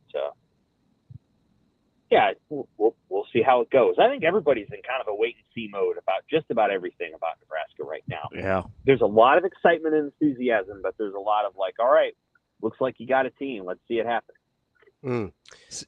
Oh, go ahead. No, go ahead. Sam, we've been, and it sucked missing you last time, but we've been getting into this conference quarterback discussion and, you know, the ACC and I cannot hear the question. Can you hear me? Oh, I haven't asked it yet. We've just gotten into a lot of talks about the quarterbacks in the different conferences, right? And when you're looking at the number of teams in the playoffs and the playoff format, when you look at college football, what's the correlation ratio, in your opinion, between quality, good, high-level quarterback play, being good at the quarterback spot, versus your opportunity to visit the postseason?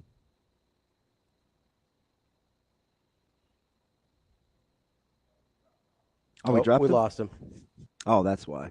That's why he said that. He was cutting out. He was cutting out. Okay. Yeah, I thought it was us, and I was like, oh. Shane, hit him back. We'll see if we can get Sam back here for another few minutes to revisit that.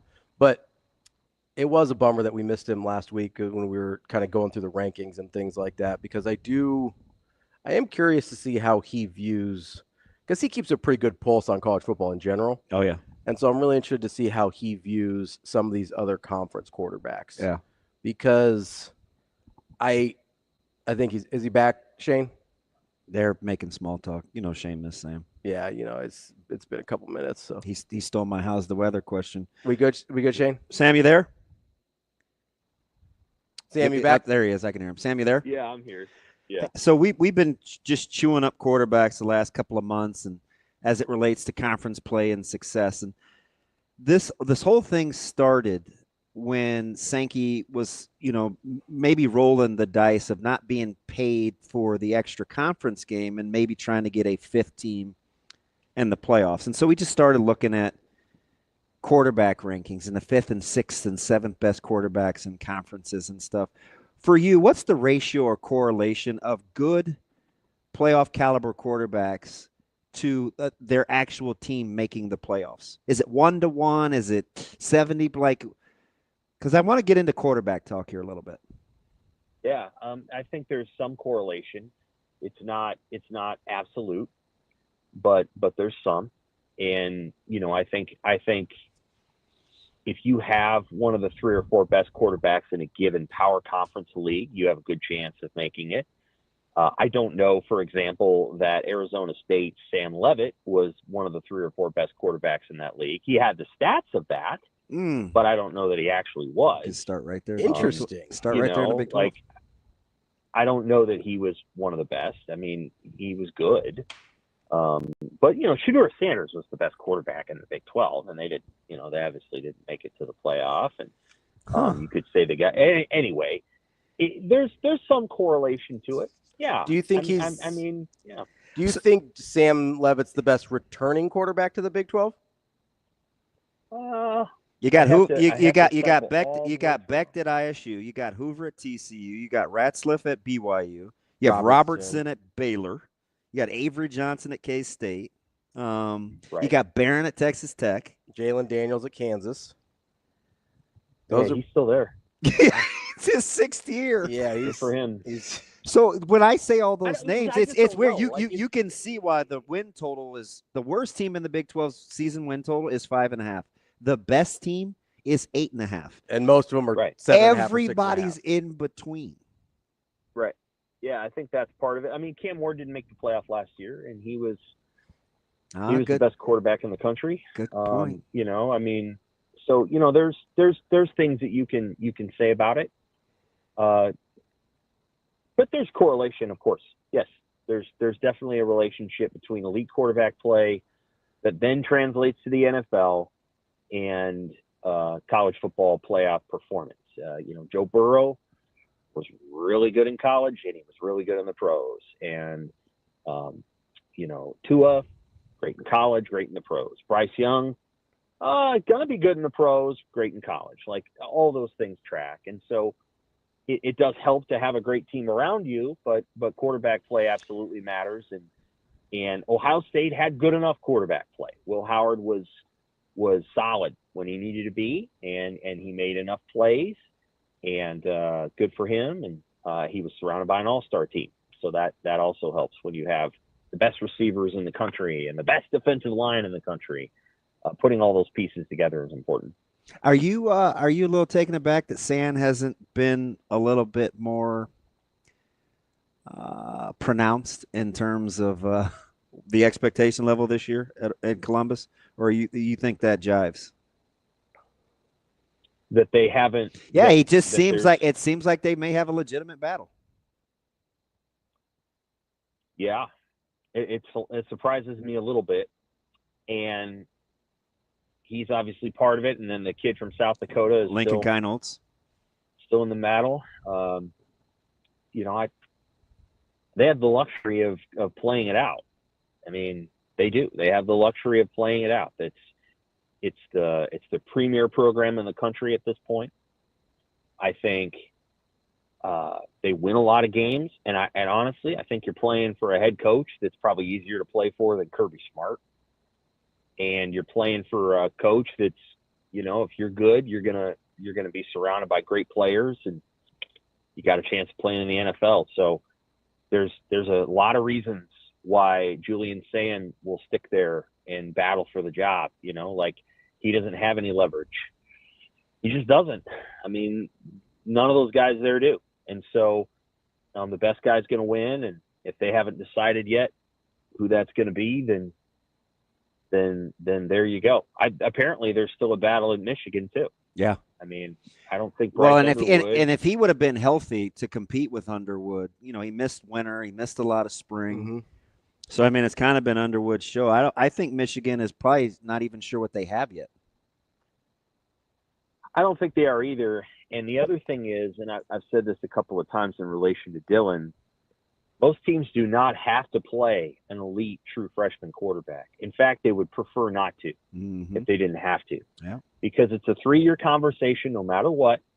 The guy's not going to the pros for 3 years, so you don't have to play him right away. And 2 years of college football starting is enough evaluation tools for the NFL to say, hey, you're great. And so a lot of times these programs want to bring these guys along slowly so that they don't put themselves in jeopardy of losing the game. Now, Nebraska was different because Dylan Raiola was so much better. And Nebraska doesn't have like a team that can just, they needed Dylan. They needed him to elevate them and make them better in some areas. And so it's a little bit different at Nebraska. But at Michigan, Bryce Underwood, whoever the quarterback is going to be throwing it 22 times a game and running at 5. So, like, if it doesn't have to be Bryce Underwood, then I'm surprised he's there. I'll be honest with you. I think he's a real good player. I'm surprised that he went there. I just don't think the offense is ever going to be what it will be at LSU. So I'm candidly surprised. I mean, I know why J.J. McCarthy went there, but that's a whole different thing. I think Bryce could have gone anywhere in the country, and he went to a school that's going to use, 3 tight ends and run, there's only like 2 teams in the NFL that do what Michigan does. And I find it odd that he went there, but he's there. And I assume they're going to try to play him early. Whether that goes well for him in Michigan, I don't know. I mean, he's there for now. That's the important part. I'm surprised he went there for a year. I'm not trying to knock Michigan. I have a heck of a lot of respect for their program. Yeah. And I think Matt Rule does too. And they're going to come in here to Nebraska, like I've said before. They're going to come into Nebraska, and Sharon Moore, who I think is a good coach, is going to be, we're going to put our 2 tight ends on the field, and we're going to run it at you, and we're going to see over in 90-degree heat on September 20th whether you can handle that. Because the last time we came here, you couldn't. And so, like, they're going to do the same thing, and they're men at Michigan, and I respect what they do, but they're not going to come out and say, all right, you know, we're going to throw it 47 times. That's not happening. And Bryce Underwood is a 40 times a game passer, you know, so I'm not sure, you know, I don't know that matches up. He could have gone to USC, and I'm like, yeah, that makes sense. Mm-hmm. I'd go to USC, but he's at Michigan, and, you know, we'll see. J.J. McCarthy was comfortable throwing the ball 20 times a game. God bless him, you know, but not many quarterbacks are willing to do that. And we'll see if Underwood is willing. I'd rather, if I was a quarterback, I'd go to Ohio State over Michigan, but Michigan keeps winning the big games, so I guess maybe that evens it out. Sam, let me ask you this to get you out of here, since we're talking about Michigan versus LSU and the different systems here, because I do think the systems and coaching matter when we're having this quarterback competition or conversation. So let me give you, in some order, the top 5 guys in the SEC: Garrett Nussmeier, Arch Manning, Lenore Stellar, DJ Lagway, John Mateer. And the 5 top guys, arguably in some order, in the Big Ten: Drew Aller, Luke Altmaier, Fernando Mendoza. I'm going to put Dylan in there, and I'm going to put Nico in there. Which of those 5 do you like better? Which would you take? And I guess I'd have to think about it for a minute. You know, it's tough. It is. Because I'm not even sure. I'm not even sure you would land on those 5 in the Big Ten. Maybe but not. I do think that's the 5. That's a fine 5. No, it's a good, you know, maybe. But I mean, some may like Dante Moore. You could some argue. may like. You could argue. I mean, I don't know. There's some guys. Some may like Gronowski. Yeah. I mean, I'd say the leagues are actually quite even at this point in terms of caliber of player. There is part of me that wonders if, you know, top to bottom, the coaches, the offensive minds in the Big Ten have now surpassed the SEC. I think that would be something I would think about. The coaches, you mean? Not just, the offensive coach. Yeah, the people who are behind the guys that are, if you look at the coaches now in the Big Ten, it's incredible. I think you're ahead of where the SEC is. So the assistant coaches in the Big Ten are incredible. Yeah. Head coaches are good too. Oh, so yeah. So you got Dana Holgorsen, right? And so, like, he's at Nebraska, but, like, you know, Jed Fish at Washington is a noted offensive mind. And, you know, whatever Oregon's doing is fine.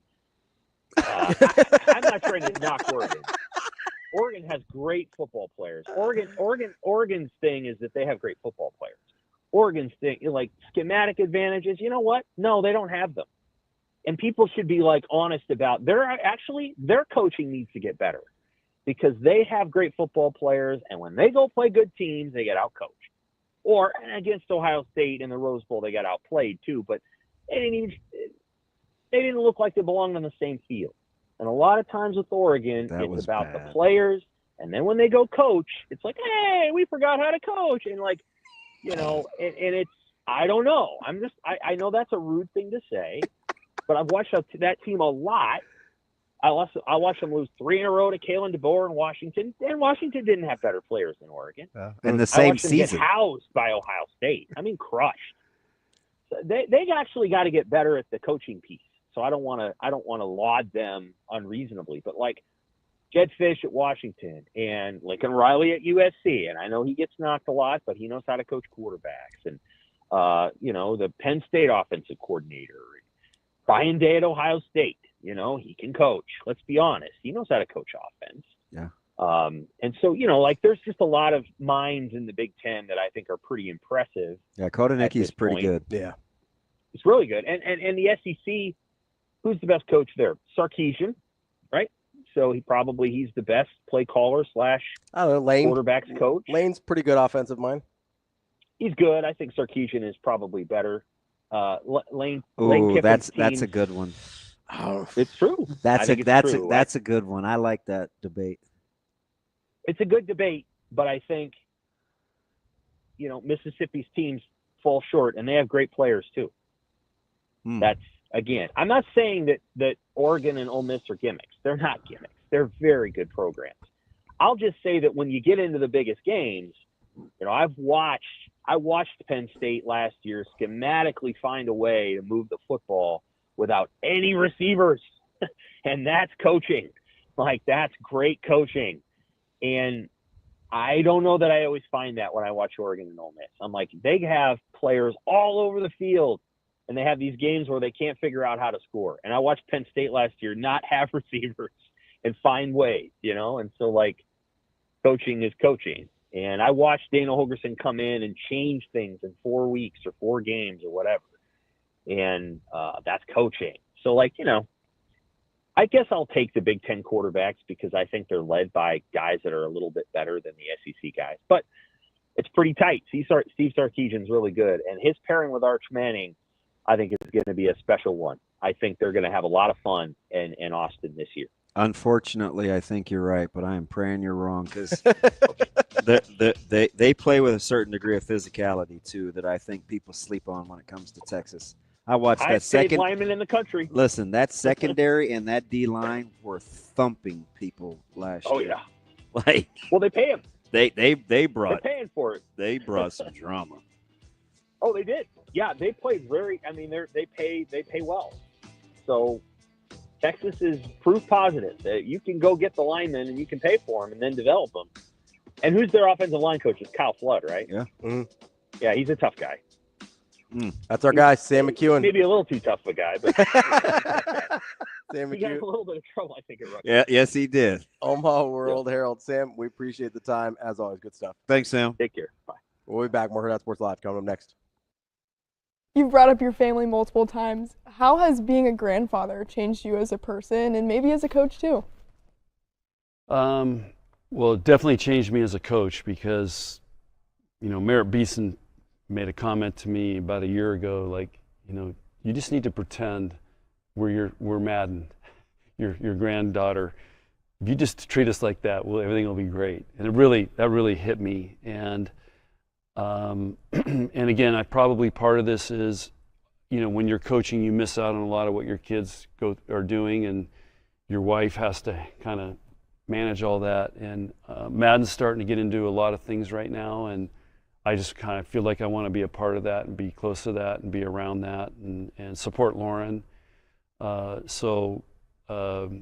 Helping out with babysitting, and Madden's at an age now she wants to hang out with me. So we play volleyball. Of course, I'm the coach, and my wife's Harper, and she's Merritt, and we got a softball. We go at it. I love it.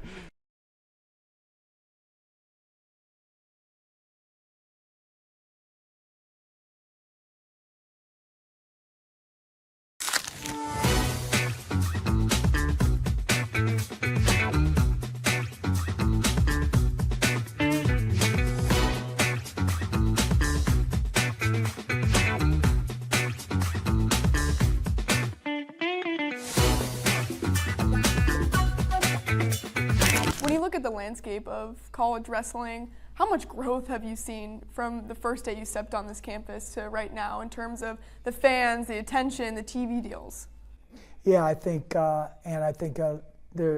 crowds have got really much bigger the last 4 or 5 years. But I think we've always had exciting guys. Now we have a team full of guys that are really exciting to watch. And they're going to fight to the death, and we have 6 All-Americans coming back next year. So, come on, Husker fans, we want to pack that Devaney every time. And I think, Terry Pettit and John Cook have set that ladder for women's volleyball, and I think we can be that next sport to pack the Bob Devaney and really put people on their feet. And, we're starting a student section next year, so really challenging our students out there.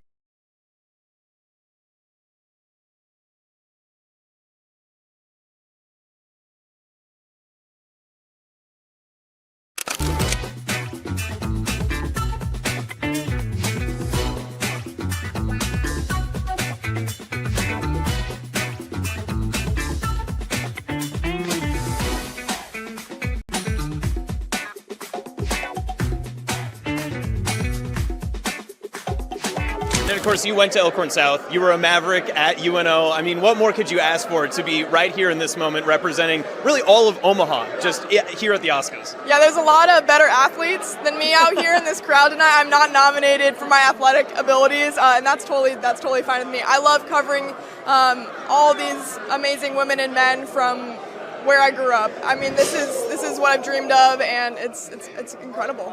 Moving on from with Hurrdat Sports, you've also worked with CBS Sports a little bit too. So can you tell us a little bit about branching out even further than just the Omaha area? Because you gained a little bit more repetition and a little bit more notoriety than getting that regional stuff as well. Yeah, I think it all starts local, what I do here, and then moving up to national coverage is absolutely amazing. And just getting to put my name out there, and the fact that anybody around the United States can flip on a TV and see me is a pretty crazy thought. Don't know how I got here sometimes, but a lot of hard work, a lot of people along the way that have helped me. But yeah, the idea is for me to keep branching out, go from these regional and local coverage to as much national as I can do, and hopefully bringing our local coverage nationally as well.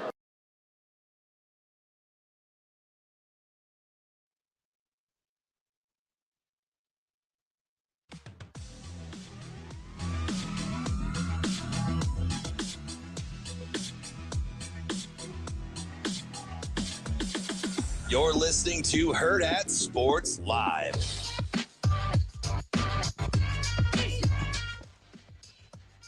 We're back here on Hurrdat Sports Live, reminding you to go check out centrusfcu.org. If you're in the neighborhood for a new vehicle, get that auto loan through Centrus FCU. They've been voted best of Omaha for auto loans. And whether it's a daily driver, recreational vehicle, motorcycle, whatever you're looking for, they can help you out. centrusfcu.org has the products, services, and expertise you need. Federally insured by NCUA. DB, interesting question there. A couple of them with Sam. One, I'm going to push back on the Lane Kiffin versus Steve Sarkisian thing because of the thing that you said. Sarkisian has had way better linemen. I know that Ole Miss goes out and gets some dudes. They don't have the trenches that Texas does. So that's going to help out a lot to make Sarkisian look better. That's fine. But in terms of play calling, when all things were basically equal, it was Kiffin better play call at Bama than Sarkisian won. That's a fact. That's about as a one-to-one comparison as you're going to get. Yeah. Very similar guys at one point in the same season even. Kiffin was better at Alabama as a play caller. And he kind of was more the guy. Lane was probably the guy that he modernized Alabama's offense. Yes, he did. Got him to got Saban out of the Stone Age. Yeah, put him in the spread. Right? And tempo. And took them into a whole other level of success in doing so. Yeah. Right? So I'm going to have a real hard time on the Kiffin versus Sarkisian thing. Sarkisian might be a better head coach. I'd listen to that. Kiffin, I think, is a better play caller. We're just talking about offensive coordinating play calling. I'm going to take Kiffin.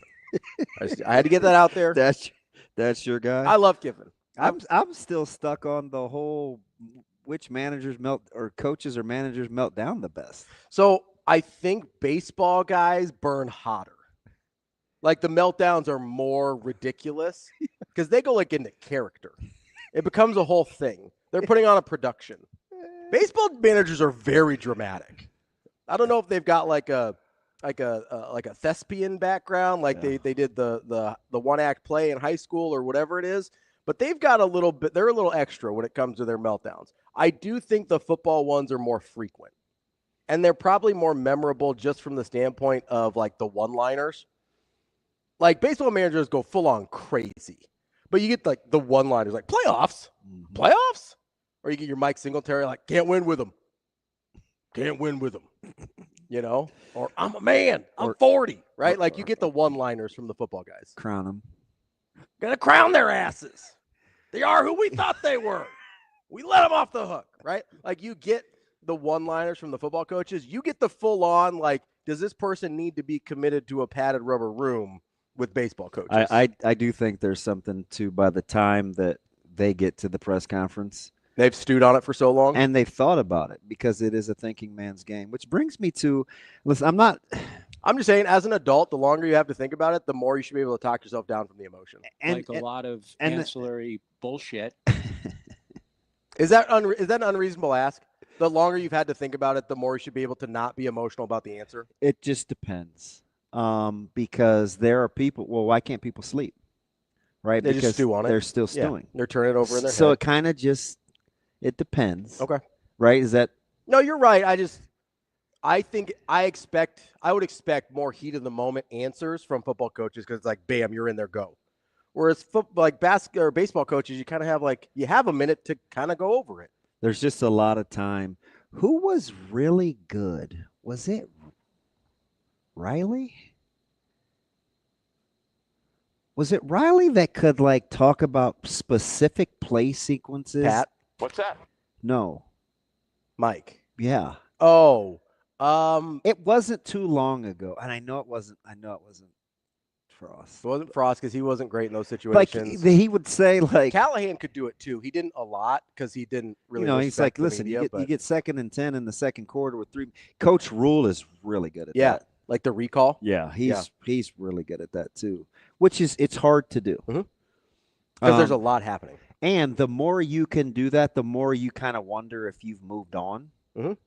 But there are just some people with those kinds of memories sequentially where it can happen like that. And I think the thing that I'm saying for baseball is I'm not asking for a significant amount of overhaul. What I'm telling you is, I guess this is where I land the plane with the format, whether you have single limb, double limb, the regionals, the supers.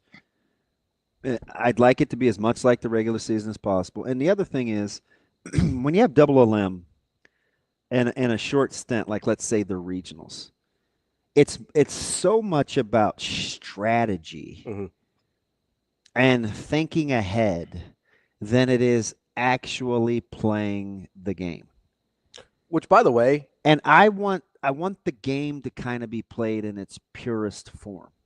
Which everyone is forced into that situation, right? Into where they have to think about not just their current opponent, but the next one as well, right? So that's another reason why Tim Corbin is a dick. Wow.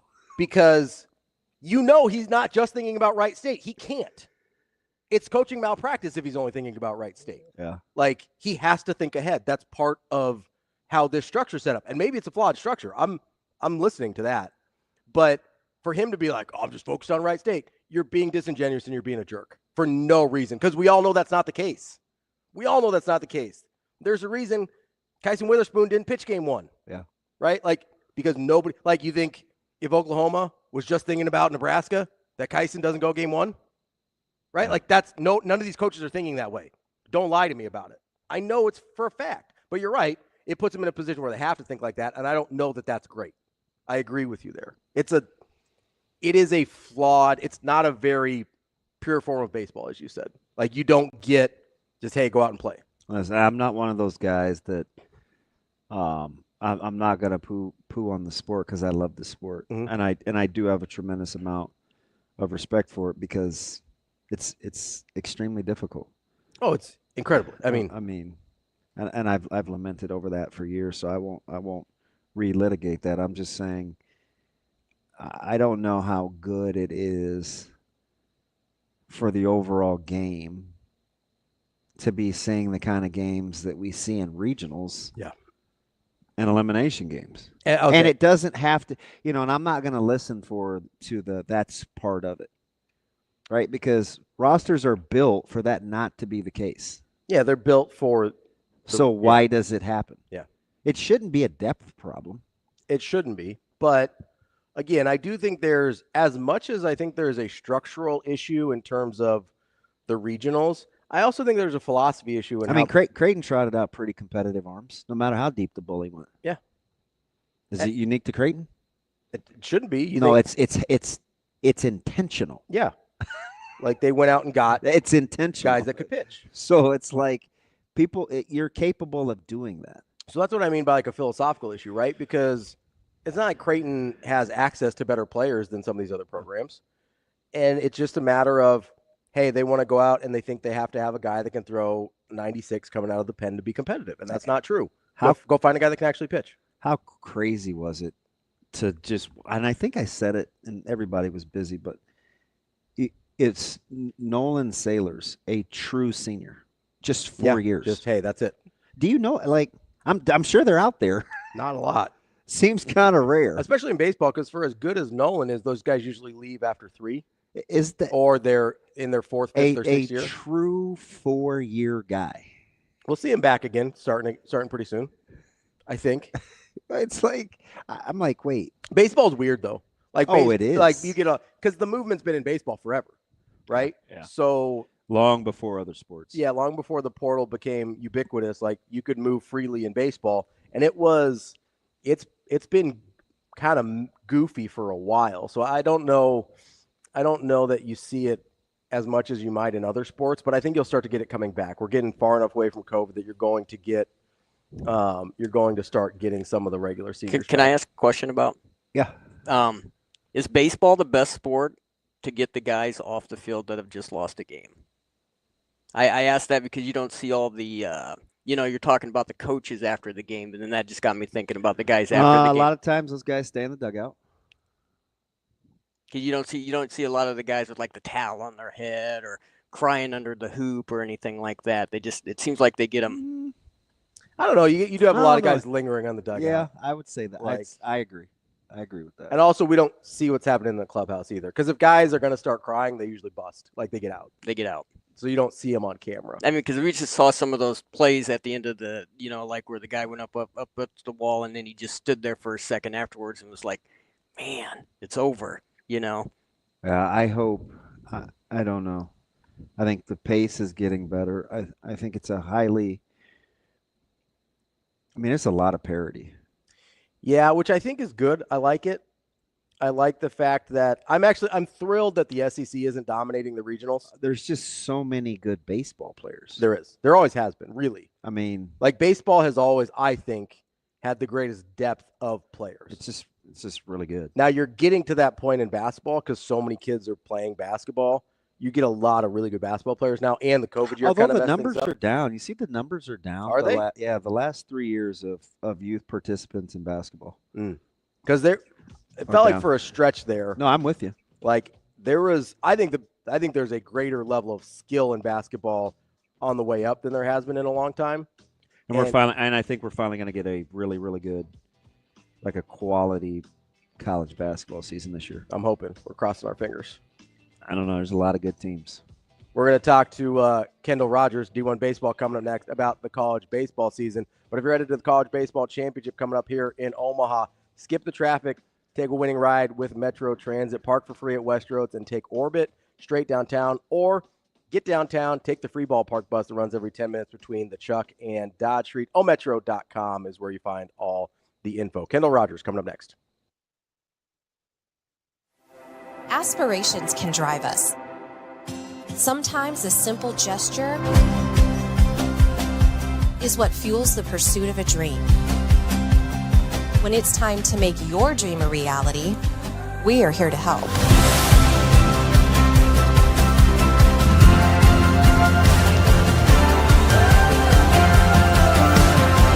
Centris Federal Credit Union. We are where you are.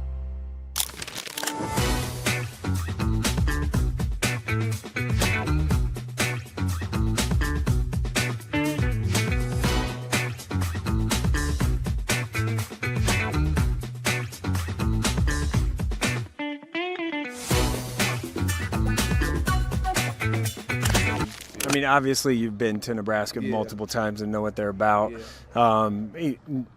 You said LSU, Florida State; those are obviously important schools. Notre Dame just offered. That's a newer offer for you, right? Yeah, Notre Dame. I definitely want to get up there. They invited me to this camp, but I'm gonna probably get to the next one. Yeah, I definitely want to get up there. How do you handle kind of the, I guess, not pressure, but the notoriety of, hey, you're a second-ranked player in your position as safety in the country and in your class, and have all these offers and that? How do you handle that? How do you manage it? I kind of try not to listen to what people say. I just try to go out there and do the best I can do on the field. Try to make as many plays as I can to solidify why I am where I'm at.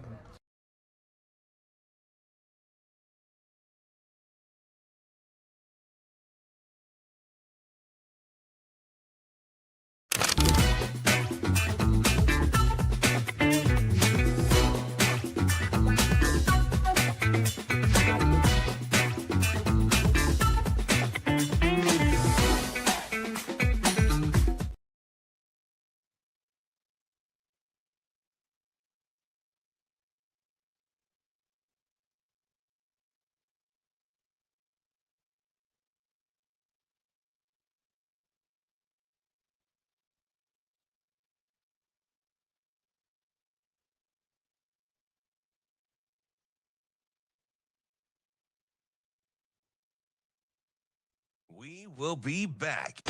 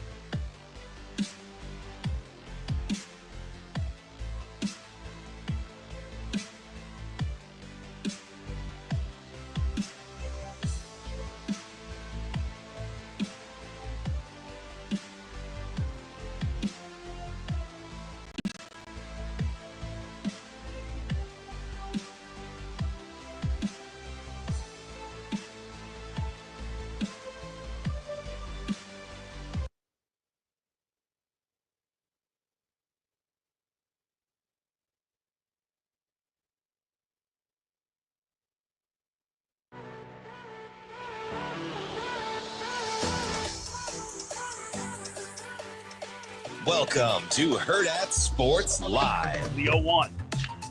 Drive to left. Going back. Still going back. To the fence. It's gone. Oklahoma State wins. Got him. Ole Miss advances to the regional final. 3-1. Clark launches to right. Into the corner. Scannell goes back at the wall. Tie game. Hurrdat goes after the first pitch. He hits it to right field. It's deep. It's gone. A grand slam. Kicking off hour number 3 here on Hurrdat Sports Live, presented by Centrist Federal Credit Union. That's DB. I'm Ravi Lulla here at Hurrdat Sports Bar and Grill. We are joined now by Kendall Rogers from D1 Baseball. Kendall, how are you this morning?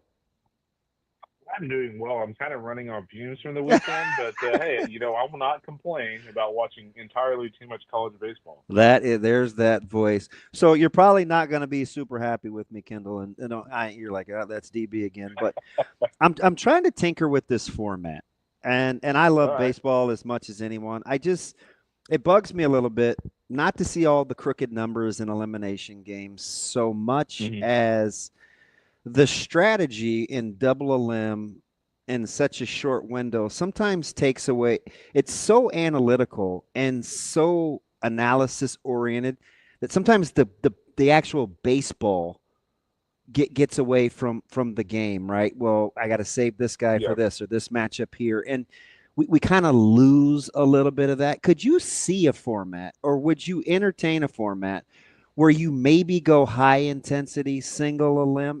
It's so many games you have to win just to get to Omaha potentially.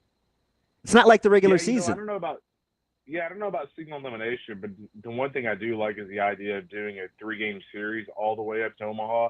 Here's my thing. If you look at college baseball, what is it predicated upon? It's predicated upon winning a 3-game series. So if that's what we spend our entire season doing, and I get the MLB and NBA and sports like that also change their format, different from the regular season. But in baseball, I do think it's unique that a team builds the entire roster around a 3-man rotation, a bullpen on a 3-game series, and then all of a sudden we get to the postseason, and it's all in the first round of the postseason. It's all about a tournament with 4 teams in it. So I actually think that we should just make every round leading up to the College World Series a 3-game series. What that allows you to do is to have more hosts, because you're going to need an extra round essentially. So you'd end up having more hosts. We'd end up being able to spread the postseason to venues that otherwise would never probably get a host. And so I've always loved that idea. Would that help me out, Kendall, because I'm trying to rationalize in my head, especially the last couple of years, and it got really offensive over the weekend. So maybe it's a little recency bias on my part, but it also it protects the development of the arms too, right? Because with some of these rosters, you got 18 to 20 pitchers, and it seems like if you get a good Friday, Saturday guy, you're automatically different. You get a Friday, Saturday guy and one hammer on the back end, you're way different. You're elite if you get a middle guy. It shouldn't be like that with the number of bodies you have on a roster. You think that would clean it up a little bit in terms of what we see in some of these formats? I do. I just think, again, if you constrain things a little bit, it gives everybody a little bit better shot. Because, there are differences in several programs around the country to where, a team might have a little bit more NIL money, so they're able to have a little bit more depth in the bullpen and things like that. So again, I've always gone back to making everything a 3-game series, and the other thing I would probably do is increase the field to 68 teams. Kind of like college basketball. Let's have allow 4 teams. Because I feel like when it comes to the bubble, I feel like there are always 3 to 4 teams that we all feel like should have probably gotten in, but then didn't get in. Well, if you allow 68, you kind of get every team that you thought would even be in the mix a chance to get in. And then, oh, by the way, you could have a play-in game. The next day they start a 3-game series against the other team. So you would actually have a scenario where 4 teams actually essentially play a old-school regional format, whereas everyone else would play a 3-game series. But, yeah, that would eliminate any kind of arm issues because, there'd be no reason to throw a guy twice in a weekend in a 3-game series. So do you think, obviously and we could debate who should have been the one, who should have been 2, but clearly you have your top 2 seeds out. Your top teams have struggled. It has been very difficult, but the whole setup is supposed to be advantageous for your top seeds. What makes it so difficult in college baseball where a lot of times you could see some of your top teams eliminated? You don't see that near as much in other sports. Yeah, I think it's become more prevalent over the last 2 years because I think more programs are putting money into college baseball. We talk so much about NIL with the bigger schools, but what's happened is a lot of these smaller schools, and this isn't the case with every team who's upsetting someone, but there are plenty of schools who are upsetting teams that they may not have a massive football program. They may not have football at all. And so if they get any kind of NIL dollars, guess what program that goes into? That goes into college baseball because that is a sport that allows them to get the most notoriety. So I think what's happening is, and this is exactly what I thought would be the case, is people complained about NIL and how it's going to make the SEC and ACC that much better. I actually think it's made college baseball more competitive because it's pushed some of these kids out of the Power 4 schools. They're going to mid-major schools. And so whereas the mid-majors typically would never have a shot at these guys, they're getting them on the rebound, and they're getting those guys where they're hungry. Like they feel like they I would say owed is the right word, but they feel like they should have had a better situation at the previous school. So they go to mid-major, and they're like, hey, man, I've got a chip on my shoulder. And so I just think this whole system has allowed more parity in college baseball. I just think the margins between Vanderbilt and Wright State are not what they were 6 or 7 years ago. So, Kendall, we've been talking a lot about kind of pitching staffs this morning, and okay, you're carrying 18 guys, but on a lot of these teams, you're carrying 16, 18 pitchers. But it seems like a lot of them can't find 3 or 4 over the course of a weekend that they actually trust or feel good about. Like, is there a philosophy issue in the types of guys that are being recruited? Because I see, guys in the SEC coming out of the pen throwing 95, 96 that aren't particularly effective. And it's like, I know those guys are getting some NIL money and they're talented guys. Like, is there a philosophy issue in terms of the types of pitchers that are getting recruited to some of these places?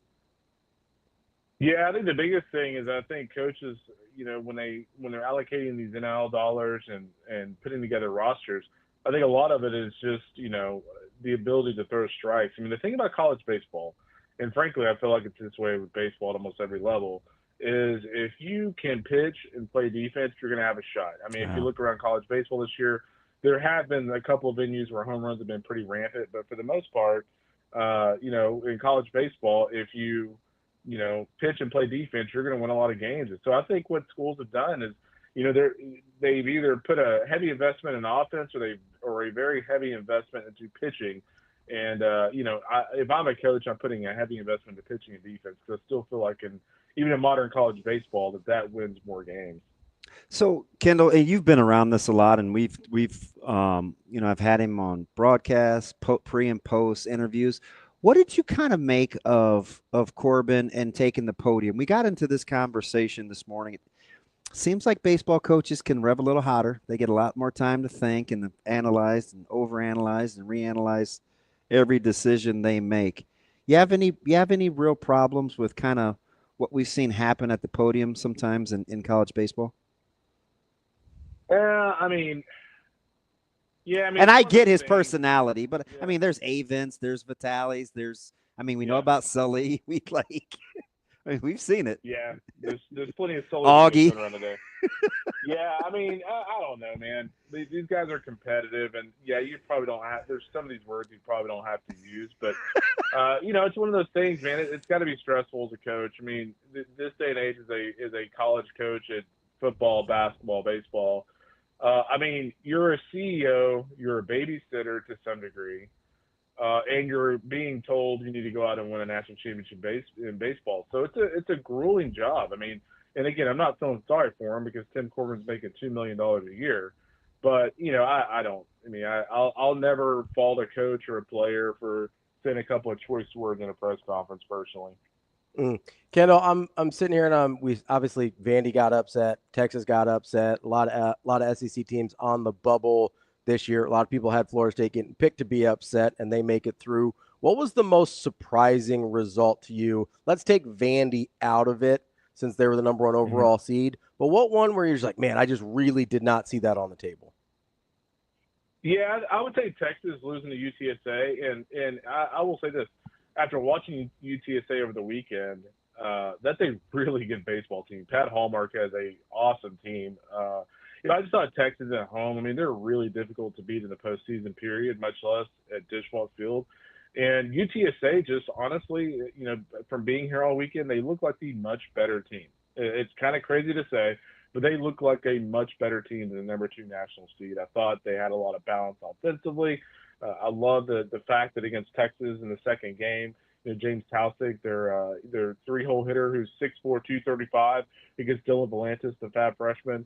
He drops down a bunt in a situation that under no circumstance would you expect him to bunt.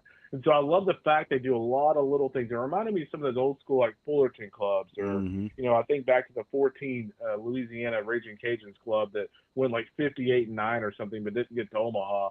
They could do a lot of little things differently. And so, I thought just the way they looked overall was really impressive. Hey, what do you make of – how do you feel about Arizona? Yeah, the biggest thing for them that they've done as of late is they've pitched at a very high level. They've always had potential offensively this year. You look at Brendan Summerhill, Mason White has been awesome. I think Aaron Walton last night had 2 or 3 home runs for the Wildcats. But the big key for them lately is, Kevin Vance's pitching staff did a really nice job. I mean, you look at the back end of the bullpen with Tony Pluta. You look at Smith Bailey, one of the more talented younger arms in the country. Had a really good start last night for him. So, yeah, you go back to the start of the Big 12 tournament, and Arizona has pitched a very high level. And that's something that, as you look at a formula of a team that can win a national championship, you look at a team that has that balance of offense and pitching. And right now, Arizona has both going at a pretty impressive clip. Hey, and I picked West Virginia not to backpack, and I love Backage, but what do you think? What do you think? What's going on in Clemson? Do you think? I'm kind of the resident ACC honk.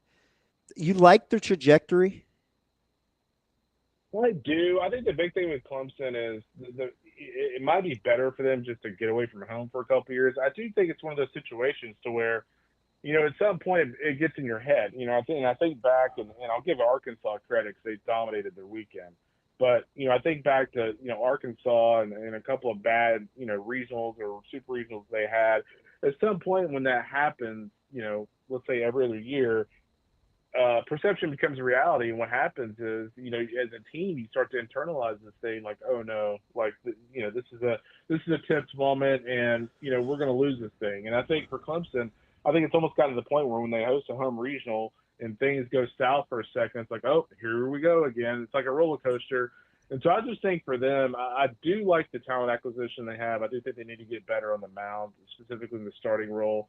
But, Backage is an elite coach. I think he'll know what he needs to fix. But, again, I think they're just one of those programs. They need to just get over the hump. They just do not play well in tight situations in the postseason. That's plain and simple. Kendall, I know we've got a few teams left to punch their tickets or get eliminated into the Super Regionals here. But of the teams that have advanced or are still alive so far, who do you like the most? Yeah, I will tell you what. I really like the way Florida State played over the weekend. And, I picked North Carolina to win the national championship. So we'll Smart man. Tonight against OU.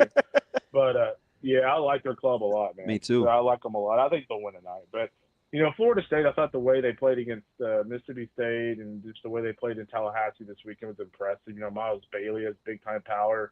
They pitched a high level. Jamie Arnold had 13 strikeouts against Mississippi State. Lynx Club is playing a very, very good brand of baseball. Now Auburn is another team for me. I thought Auburn, they did not host an ultra-easy regional. NC State's always pesky. Steve Tremper does a nice job of Stetson. But Auburn just totally blitzing NC State the way they did was incredibly impressive. They've been so good at home too. Like that kind of held up. I was a little worried about Auburn. I'm not going to kid you. I was too. I actually was too. All right. So Ravi's afraid to ask the question because he's mad since he left at Nebraska. And I said, nobody's going to know more about Texas A&M than Kendall. Yeah. What do you think's going on there with how some of the fan base is feeling about the athletic department and what's going on with some of their teams? Yeah, I think the big thing is I think people are kind of getting a rude awakening on Trev Alberts a little bit. They hired that guy to come in there and kind of clean up the books a little bit, get their finances under control. They were spending like they just won the lottery, which that's kind of the way the Texas schools operate, at least UT and A&M. But, it's one of those situations where he's come in and wanting to cut a lot of costs, and now the fans are kind of like, well, wait, hold on a second. That's not what we hired you for. Well, no, that is what you hired him for. And so I'm not saying he kept Mike early just to save money, but that certainly played a part. I mean, I think if you look at Trev Alberts and you look at, you weren't getting Tony Vitello anyway, but just for a second, let's just entertain that idea. That's who they inquired about. You'd be paid a $4 million buyout. You'd be paying Mike Early $3 million of a buyout, and then you'd have to go pay Tony Vitello's salary. So totaling all that up, if you're an AD who's looking at dollars and cents, that makes no sense. I think Brian O'Connor was another guy that they would have taken a hard look at had they really wanted to make a change again. His buyout's $800,000. You're paying him $800,000. You're paying Mike Early $3 million. You're probably paying Brian O'Connor $2 million. Again, the math isn't great there. So I know it's not what A&M fans want to hear, but I honestly think it was a cost savings thing. I mean, if he keeps Mike Early one more year, he either blows it out next year, or he does not so great. And guess what? Trev Alberts just saved $1 million on his buyout. So Trev Alberts is this is his albatross now. If A&M baseball struggles next year, it will be him that will be kind of the blame. It will no longer be Mike Early. So it's a gamble by Trev. There's no doubt about that. We'll see if the gamble pays off. So O'Connor's move doesn't surprise you? It doesn't. I do know for a fact, kind of behind the scenes, that he would have looked very hard at A&M versus Mississippi State. But, that's one of those situations to where, at the end of the day, if it looks like A&M's not going to make a move, Mississippi State's an awesome job. I mean, the fans love it. The ballpark. That ballpark awesome. is amazing. Mm-hmm. Yeah, I mean, it's all there's maybe one or two schools that I feel like care as much about baseball as Mississippi State. It'd be Arkansas and LSU. And yeah, I mean, that's a great job. And we'll see how he does. I mean, he's bringing Kevin McMullen and Kirby as recruiting coordinator, but from Virginia. So there's not going to be a lot of deep South flair on the staff, which I think is kind of interesting. But there's no doubt OC is an awesome coach, and it'll be really cool to see what he can do at a place like that certainly just oozes college baseball. Yeah, it's kind of funny because for all the challenges that we feel like Mississippi State has in other sports in competing, none of those things seem to apply to baseball. And I mean, at all. The Noble is just got like that place is, I don't know. How does it not trickle into baseball, Kendall? What was your question? Well, the other sports, whether it's football, post the Leach, and I mean everybody. Just the general challenges of winning at Mississippi State in an SEC that typically has more resources than they do. Yeah, there's no doubt. I mean, I do think Mississippi State's unique in the sense that I don't want to say they don't put money into football, but that is a program or an athletic department that realizes their chances of winning big is probably a little bit better in baseball. So I actually think if you look at the upcoming rush year, and we'll see the figures when they come out, but when you see the upcoming rush years and things like that in the SEC, I think you're going to notice pretty quickly, who is putting more emphasis on baseball. Mississippi State will certainly be one of those teams. Of the teams that were in, I assume you like Arkansas the most. If Carolina gets in, do you like Carolina more than Arkansas? I do right now. I do. I think if you look at the front of the rotation with Jake Knapp and Jason DeCaro, you look at Walker McDuffie on the back end. I like their balance offensively.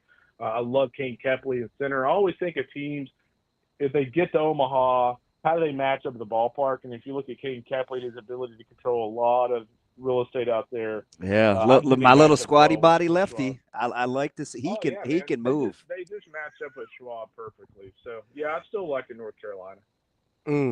Is there a dark horse you're looking at that you go, hey, maybe not to win the national championship, but you're like, they could win a couple games in Omaha? Oh, if Oregon State gets by SC.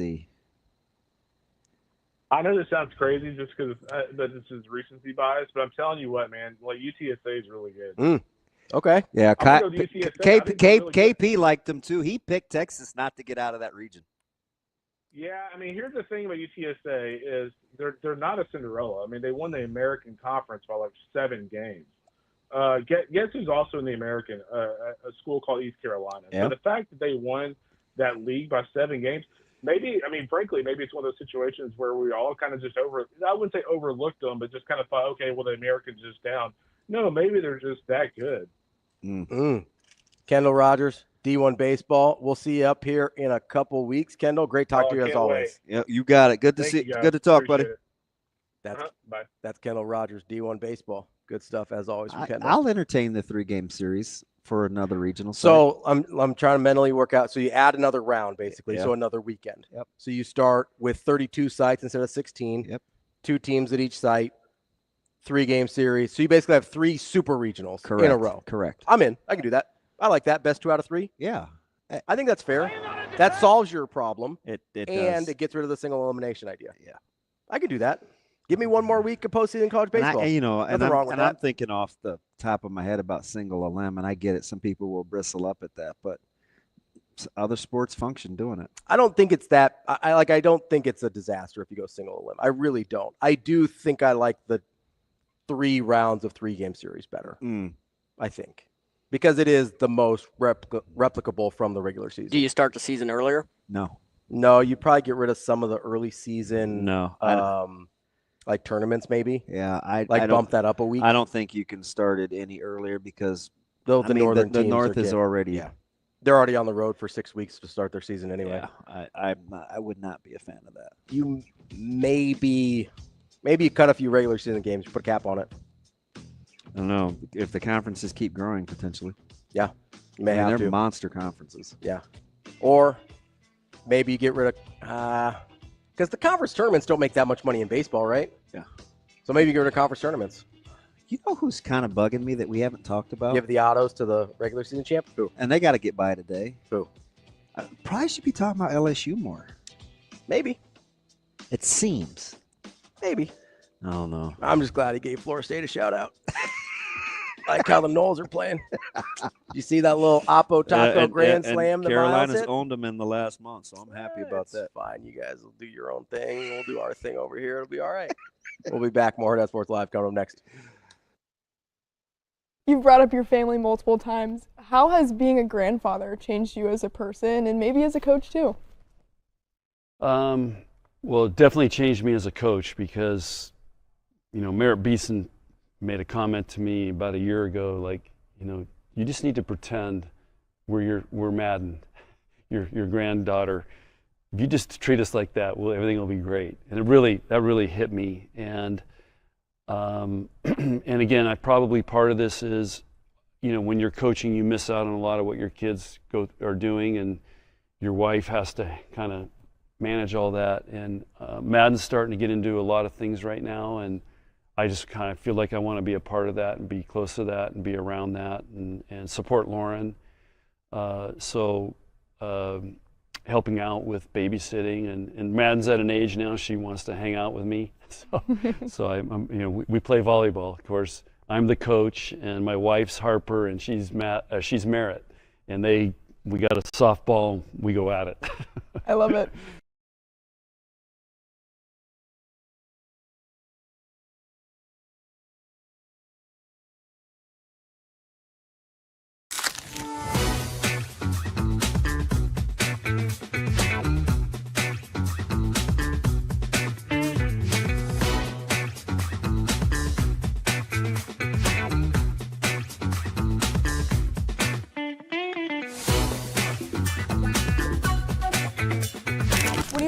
landscape of college wrestling. How much growth have you seen from the first day you stepped on this campus to right now in terms of the fans, the attention, the TV deals?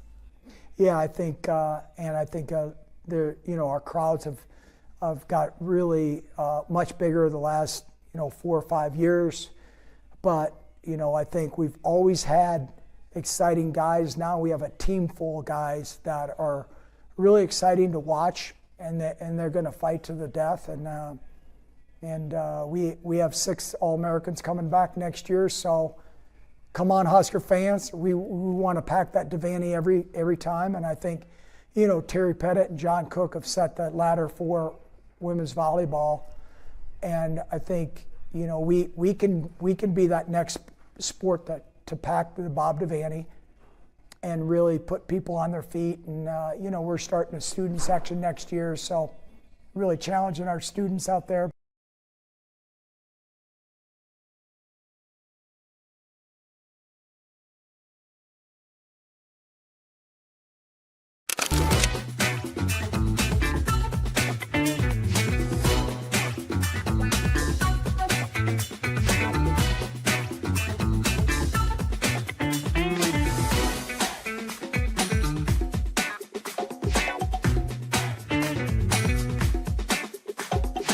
And of course, you went to Elkhorn South. You were a Maverick at UNO. I mean, what more could you ask for to be right here in this moment representing really all of Omaha, just here at the Oscars? Yeah, there's a lot of better athletes than me out here in this crowd tonight. I'm not nominated for my athletic abilities, and that's totally fine with me. I love covering all these amazing women and men from where I grew up. I mean, this is what I've dreamed of, and it's incredible.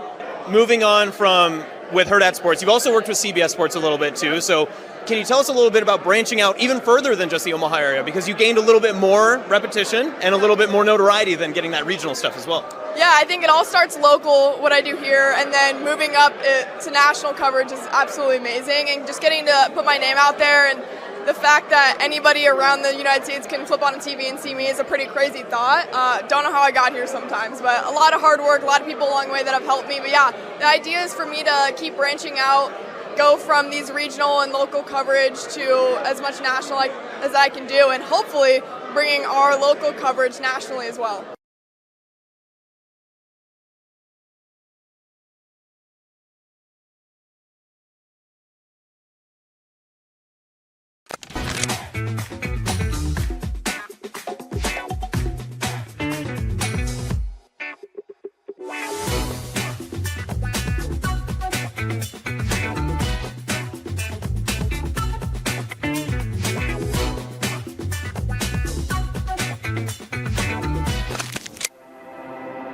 A successful financial future is built one coin at a time.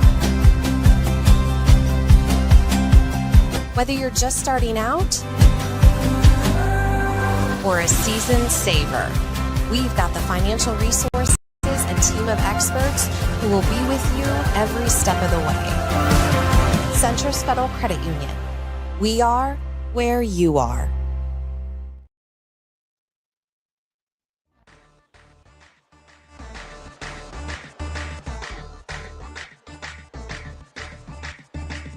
You're listening to Hurrdat Sports Live.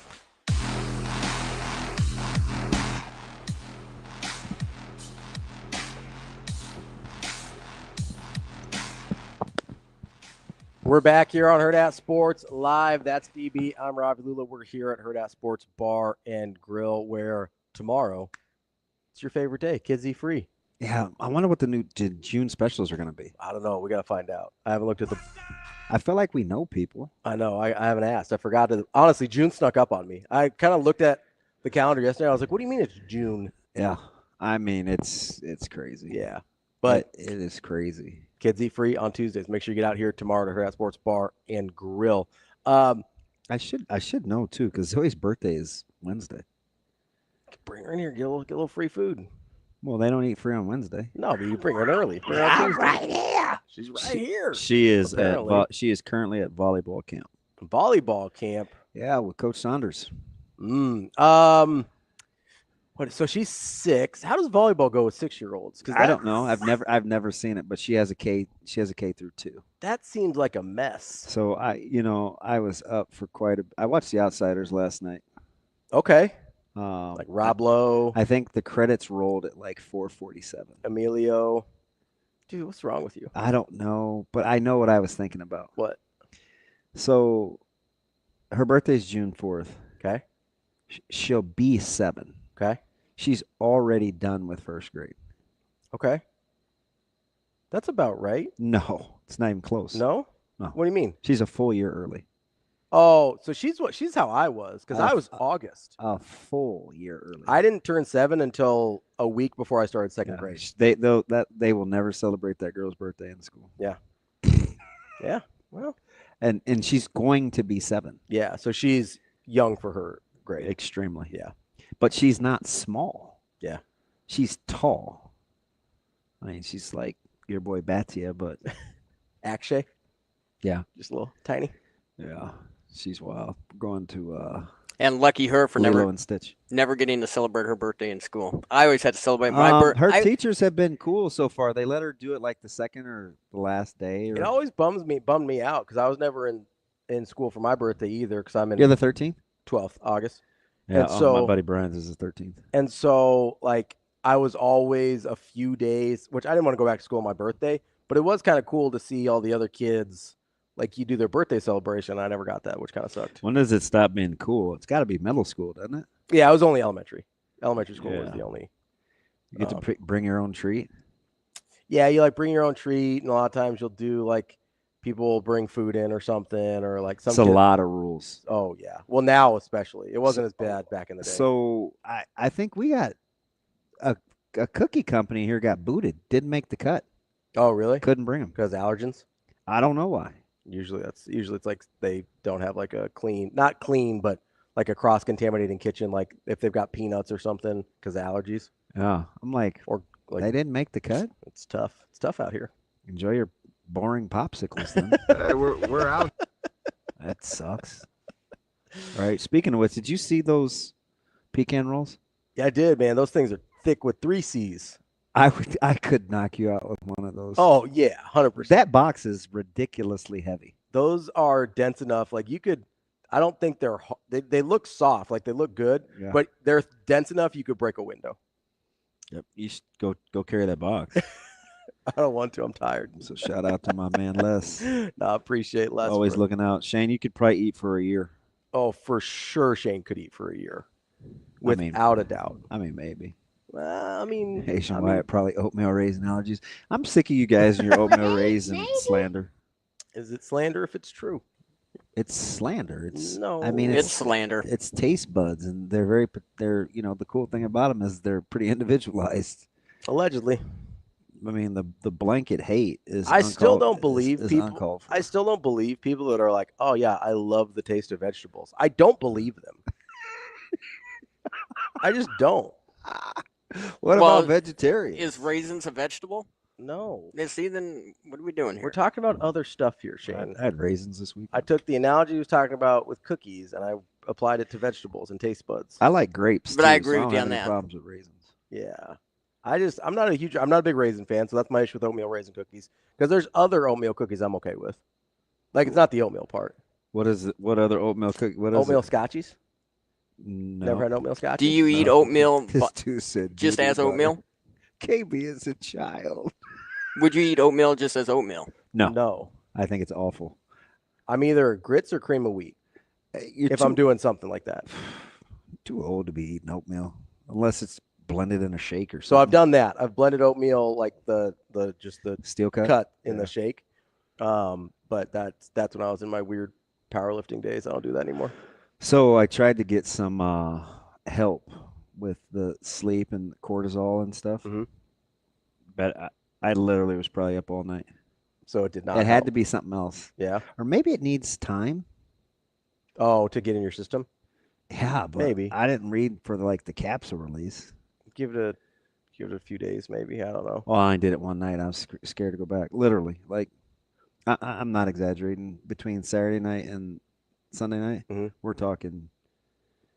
I mean, we're talking 7 hours max. Oof. Total? Max. Oof. Yeah, you got to figure that out, man. Yeah.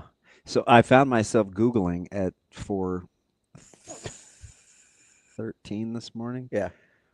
Because there's a sign in The Outsiders when Dally holds up the convenience store. Mm-hmm. So I saw the bacon sign and then the cigarettes. It was a 6-pack of Winks. Winks? For 66 cents. And I wondered if it was a real thing. It is not. Is it like their version of Twinkies or something? Well, that's just it. It's behind the counter on the so you movie. can't It's see it? something nobody's probably even paying attention because Dally has the gun in his head. Yeah. The guy goes, the fake Clark Kent, he goes, I'm so sick of you kids. Before he pulls out the gun and shoots him. I'm busy trying to read the signs on the back. Man. Read the signs on the back of the. Hey, and by the way, 50 years old again. They shot Dally when he was on the ground. Yeah, it's kind of messed up. Like, I mean, it's kind of messed up. No, I mean he was pointing a gun at him, but like once he's on the ground, like That's what I always do, and they never catch me. Ain't nobody gonna catch me. they said, "Stop! He's just a kid." All right, Pony Boy. Not a Pony Boy guy. Not a Pony Boy guy. Man, so I haven't seen that movie. He was a crybaby gump. Is that Ralph Macchio? No, it's C. Thomas Howell. Oh, that's right. I get them confused. It's been a while since I've seen that one. Yeah, he had the fake outrage with Cherry because she wasn't vibing. Yeah. Isn't Emilio in that one too? Emilio, yeah. He was. All right. Big Mickey Mouse fan was Emilio. Was he? Yeah. Mickey Mouse Club? My man, 2-Bit, yeah. Nah, I don't know. I probably haven't seen that movie in 25 years. I bet I've seen it 25 times. That's a lot. It is. It is. It's just like a go-to. You like that one? I love it. All right. It's a great movie. I read the book. Yeah. That counts for something. It took me forever to put together Leif Garrett too. Stay golden, Pony Boy. Yeah, I do like that song by Stevie Wonder. Yeah. It's a good line. I don't, Pony Boy can take or leave him. Some of the cinema is so cheesy with the sunsets and the fake wind blowing, and I'm like, God, I like this. A lot of 80s movies But wasn't it like that back in the 50s? I mean, probably. Times were different back then. I remembered it was Oklahoma because I saw Cleaner Oklahoma air. Steelhouse on one of the buildings as they got dropped off on the bus. Yeah. Less cityscape, more sunscape. I'm your outsiders guy. Actually, at that time, Shane, the air quality was actually worse because they didn't have any of that. Which, by the way, it's suspect right now here in Omaha. I was out playing tennis yesterday. It was pretty rough. Yeah, so Ramby called it horrible. Yeah, it was bad. Or dangerous. Yeah, you could see the haze and stuff. Like it was. But there were fires up north on Friday and Saturday, right? Yeah, I think they're from Canada, right? Or is it? I don't know. I think everything you just blame on Canada, even though it is or isn't. No, I thought they just said north. I don't know. They were dealing with some wildfires up there, I thought. I wasn't trying. I'm not like you. I don't blame Canada for everything. I'm cool with Canada. I don't know why you keep trying to put that. You're a big Edmonton guy, right? In the NHL? No. No? You're not rooting for the Oilers? I am Team Panther. You fawn over Connor McDavid. Black Panther, baby. That's a different thing. Well, Florida Panthers and Black Panther are different people. I am cheering. So it's a Marvel thing? So you had King T'Challa. I am cheering for the. Oh, you mean the other Black Panthers? Like the ones Forrest Gump broke up their party? Yes. So I forget to find your Black Panther party. Oh, man, you're too much. What'd I do? Nothing. So I want to ask you a question here. Okay. How do you want to do this quarterback draft? Oh, boy. Because let's be honest, Shane probably not going to help us out a lot here. No, I know. I have a list, and I can share them so you can look at it all at once of every quarterback in the power conferences that we talked about. But how do you want to do it? Do you want to wait? I can't even sift through who I'd take one. I mean, there's a handful of guys that are in the conversation, like Aller. Do I have to keep them respective to their team? Yes. You have to keep them in context. Oh, boy. So you've got Aller. So I don't care if they play in the NFL or not. Absolutely not.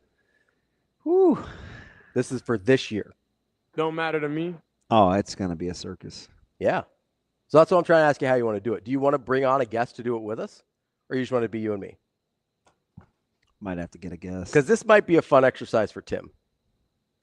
Yeah. I feel like Tim he does like stuff like this. I feel like Tim would be good at this. Who was the number one overall pick? There's only a few options, I think. No, I'm not assuming it's Klubnik. I'm not either, but I think there's a few options. I don't think there's a ton of options at one. I got a surprise for you. Uh-oh. I got a surprise for like you. Carl Lewis singing the national anthem type of surprise? Yeah. And the Rockets, regular. Uh-oh. What's the surprise? I would take a good hard look. Are we playing this like fantasy so we want their statistics? I think so, but I'd like to include an element of winning since that's what we've been talking about. So we can tier wins. Yeah. We can tier wins. Yeah. Like wins are worth so much. Per 1,000 yards thrown is worth so much. Oh, this is going to be fun. Yeah. Do you know who I'm thinking about? Altmaier? No. All right. Crackhead? You don't got to be disrespectful. Like no, I'm not even sure they're getting to 8 wins. You asked about the NFL. You asked about wins. So I was, okay, who? I'm taking a good hard look at Arch Manning. Dude, you hate Arch Manning. I don't hate him. Hate him. You just aren't sure. Yeah. No, it's fair. Yeah. You aren't sure. Like me and he's a Texas guy, so it's conflict of interest. Love Texas.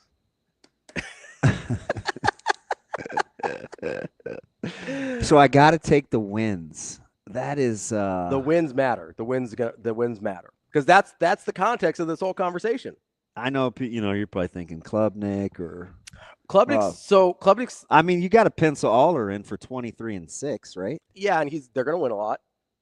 That's why Klubnik's interesting because Clemson's going to win a lot in the ACC. I told you they're going to win a national championship. Okay, that's cool, but I may come off of that. I think you probably should.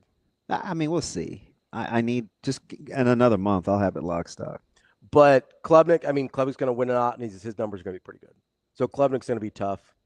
I do wonder how much LSU is going to win with Nussmeier. His numbers are going to be okay, but I don't know. What was he last year? 4,500, 29-12. I think he's 45-06, 29 touchdowns. I believe it's 29-12 because we looked this up last week. And he's like 45-06. Yeah, he's going to be right there. He is 40-52. 40-52? Yeah. Right there. So just over 4,000, 29-12 at 64% completion. So his numbers are going to be there, I would imagine. But I don't know how good LSU is going to be. They might be a tier down in wins from like your Texas. I don't know. I'm seeing a lot of top 10s for LSU. That's fine. A lot of top 10s. Have we looked at their schedule? They may lose the opener.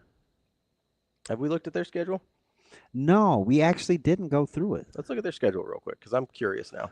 I need somebody smarter than me. This is like this is a giant head Jed. This is a get into some stats. I wanna score the categories without making it too complicated. So maybe it's touchdowns. You get a deduction for interceptions. You get a certain amount of points for yards, a certain amount of points. I'll do it. Wins. I'll come up with this point system tonight. Yeah. Who's my other guy that I like? Eric. Stu Manji. Yeah, Stu Manji. Yeah. I'll run it by you to make sure it's okay, but I'll try and keep it simple. Tinker with that. I'll probably put it in like ranges, right? So like 1 to 10 touchdowns is worth this many points. 11 to 20 touchdowns is worth this many points. So I want big numbers, man. We should get per. Oh, you want like per touchdown? Yeah. Okay. What about yards? No, per 1,000. Per 1,000. No, per 500. Per 500. Okay. I'll do just straight up numbers for touchdowns. Mm-hmm. I'll do per 500 yards for yards minus 3 or whatever for interceptions. So if we're only counting 1 for touchdowns, minus 2 for interceptions. Fair? However that works. Okay. And then we will embrace it. We got to come up with a bonus number for wins. Are we doing rushing yards? Yeah, or we'll just have total to rushing yards and touchdowns. Yeah, it changes things. It does.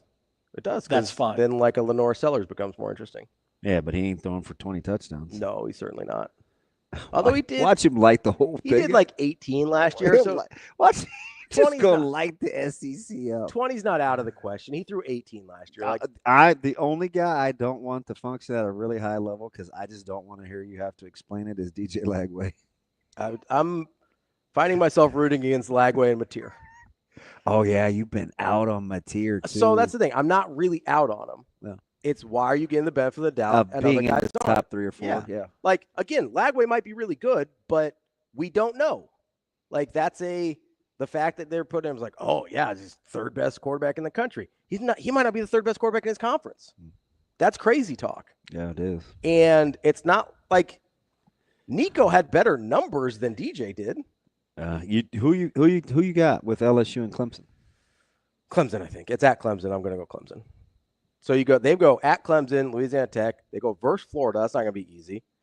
Southeastern Louisiana. So good job there, guys. They go at Ole Miss. So that's another tough road game. They go at Vandy, not a walkover.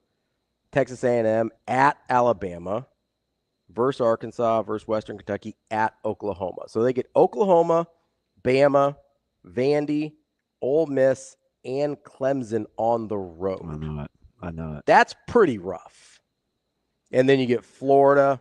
Florida's at home. South Carolina, A&M, and Arkansas at home. Wait, so they go to Von Hemingway or Ole Miss? Yes, they go to Ole Miss. Sorry.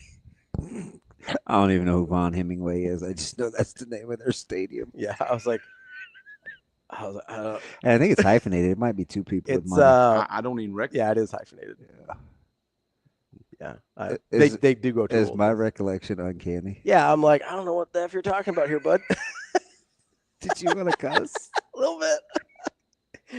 It wasn't quite like when you dropped Washington rowing on me, but I was like, so like, at the risk of Cole being mad at me, do you know what he taught? Because I'm very leery of him making fun of me. What? I didn't have the stones to ask if you watched Oregon and Oklahoma softball. I feel like I should have been able to ask Oh, that. you can ask. That's the Women's College World Series. That's a reasonable ask. I didn't catch it. I watched UCLA, Tennessee. I didn't catch Oregon, Oklahoma. That's fine. There was a lot going on. So I don't want Cole crushing me. No, Women's College World Series is a very reasonable thing to ask about.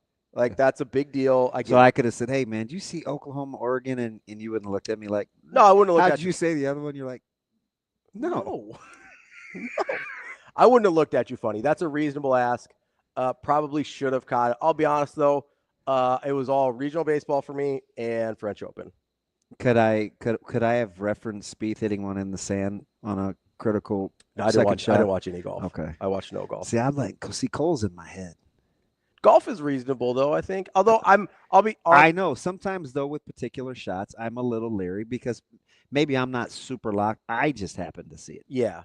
So, like, individual shots like that, I'll just be honest. Outside of majors, I'm not, like, locking in on golf. So the reason I'm so dialed is because the stupid quad box kept giving me the memorial. Yeah. I tried. I changed. You tried to get out it? Oh, yeah. So I didn't quad box that much this weekend. Because, well, I had the multiple TVs. So you were outside on just the one TV, right? Yeah, but the living room TV was on a fair amount because I seem to be by myself a ton. Like a lot of people were home. You need a friend I can come over? Hang out? Man. I don't know about a friend. You got a friend in me. No? A little Toy Story? I'm a huge Toy Story guy. Great. Toy Story is terrific. Who's your favorite character? I think I'm a Woody guy. Me too. I think he's my favorite. Big Woody guy. Yeah. He's the dude. I thought you'd say something weird like Buzz. No, I don't like Buzz is fine. A little annoying, Mr. Potato Head. I do kind of like Mr. Potato Head's funny. So yeah, I don't know why they kept putting the memorial in the quad box. Yeah, I don't either. I'm so guessing. I kept the quad box for anything that wasn't on Plus. Gotcha. Yeah. And I used Plus outside. So yeah, I was doing because some of our teams were they were playing at the exact. I don't know if you guys noticed.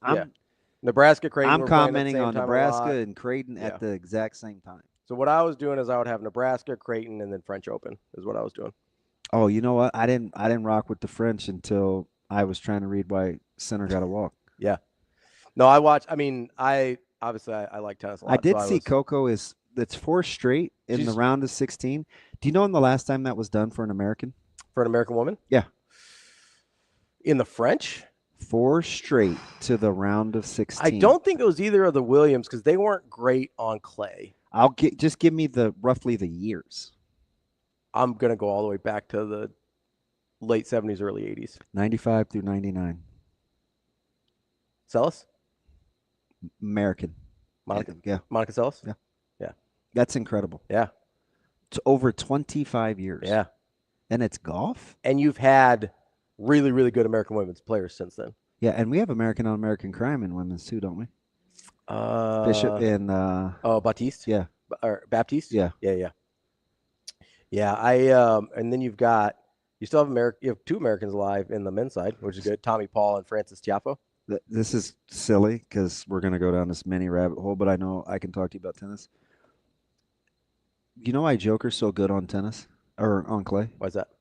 It's what he grew up playing on. Yeah. That's why a lot of the Europeans are good on it. So his crossover to the surfaces is that much more impressive because he didn't start doing it until he was older, which in tennis terms is like 12 or 13. Yeah. That's why so many of the Americans struggle on clay because they don't start until they start playing professionally. They almost never see clay. Like, so this dude just flip-flopped. Yeah. Which is kind of funny why, I mean, I get you had the they brought him on set. And yeah. They actually do a good job. No, the crew's been good. It's entertaining. Yeah. Patrick and John are pretty good together on the calls. Yeah. And then the actual crew, like sort of their halftime crew, quote unquote, is pretty good. Yeah, I like the introduction of color. It's nice. A little cocoa and a bowl of milk. Well, they got Sloane Stevens up there too. Yeah. She's been doing some of the broadcast stuff. Sloane. Which is weird because she just sort of disappeared. Yeah. Like she was like a flash in the night. A lot of injuries. And she fell out of love with the sport. Yeah. That happens a lot in tennis. Went through mental. Yeah. Which, speaking of which, how about our science guy? Oh, yeah. John Brinkus. Brinkus? Yeah, that was tough. I didn't realize he battled depression. I didn't either. Although those guys probably aren't volunteering. I'll say, unfortunately, most of the time, a lot of times you don't realize until it's after. Man, listen, I don't have to tell you that can happen, right? Yeah, I know. It can happen to anybody. Yeah, it really can. I mean, it's if you're not aware, John Brinkus passed away over the weekend. The sports science guy. Yeah, which I loved. Me too. It's like the perfect sweet spot of my nerdiness for sports and like scientific stuff. Yeah. I loved it. I'm a little upset with him because he was the reason that Severe could go on this rant / diatribe / filibuster on Breeze's accuracy. Oh, yeah, because the archery thing. Yes. That is one of the most remarkable things I've ever seen, though. It was incredible. Like, unreal. And I think... Like, he's more accurate throwing a football Breeze, than he, on Olympic and Severe doesn't archery. even like I know. Breeze as a, like... That was one of the most remarkable things And I'm I've ever seen. I got no pushback. You can't, right? So, yeah, but that started this whole quarterback and accuracy thing between he and I. Yeah. And it was because of... There was a few. Sue was on there at one point. Yeah. Our guy, Houston Alexander. Was that the PSIs? Yeah. The hit impact. Yeah. Houston Alexander was on there at one point with striking power. One of my favorite ones was Kevin Love with his like outlet passes. So they had him outlet pass basically into a basket like 90 feet away, which was incredible.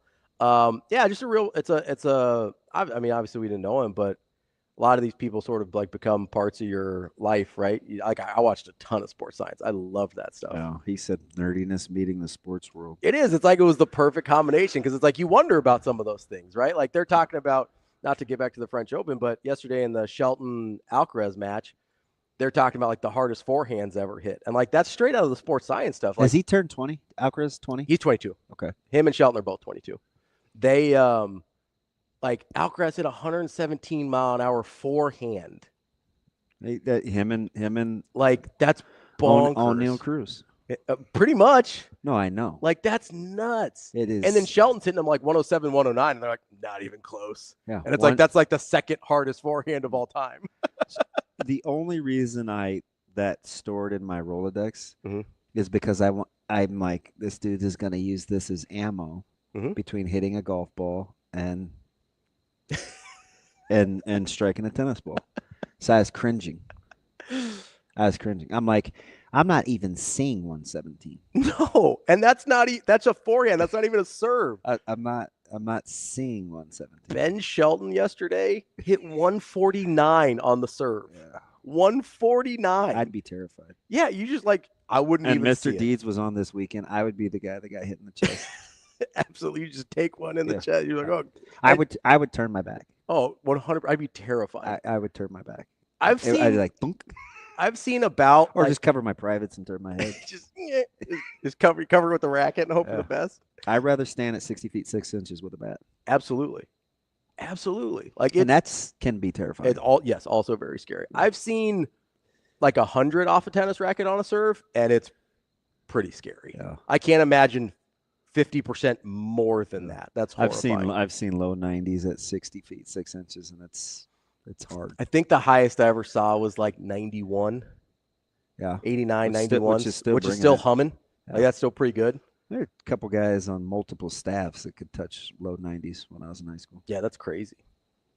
Yeah. Now apparently wouldn't even get him an SEC offer. Wow. Do you want to do a quick rundown of who you're taking today? Of who I'm taking for what? Oh, the baseball? Yeah. All right, yeah, give it to me real quick. Would you like to start easy breezy, or what are we doing? Easy breezy always. You know me. Let's do let's start with the first one. Carolina, Oklahoma. I'm going to take the Tar Heels. Murray State, Ole Miss. Ole Miss. LSU, Little Rock. I'm going to take LSU. Ooh, awful chalky. I mean, SC and Oregon State. Oregon State is a 2-1 fave. I'm gonna take Oregon State. I don't feel great.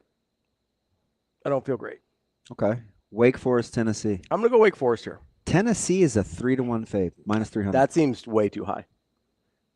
Give me a little plus money on Wake Forest. And today. this one is relatively low. Miami and Southern Miss. I'm taking Southern Miss. Wow, just -165? I'm taking Southern Miss. I think give me a little plus money on Wake Forest. What do you think the total is in Murray State, Ole Miss?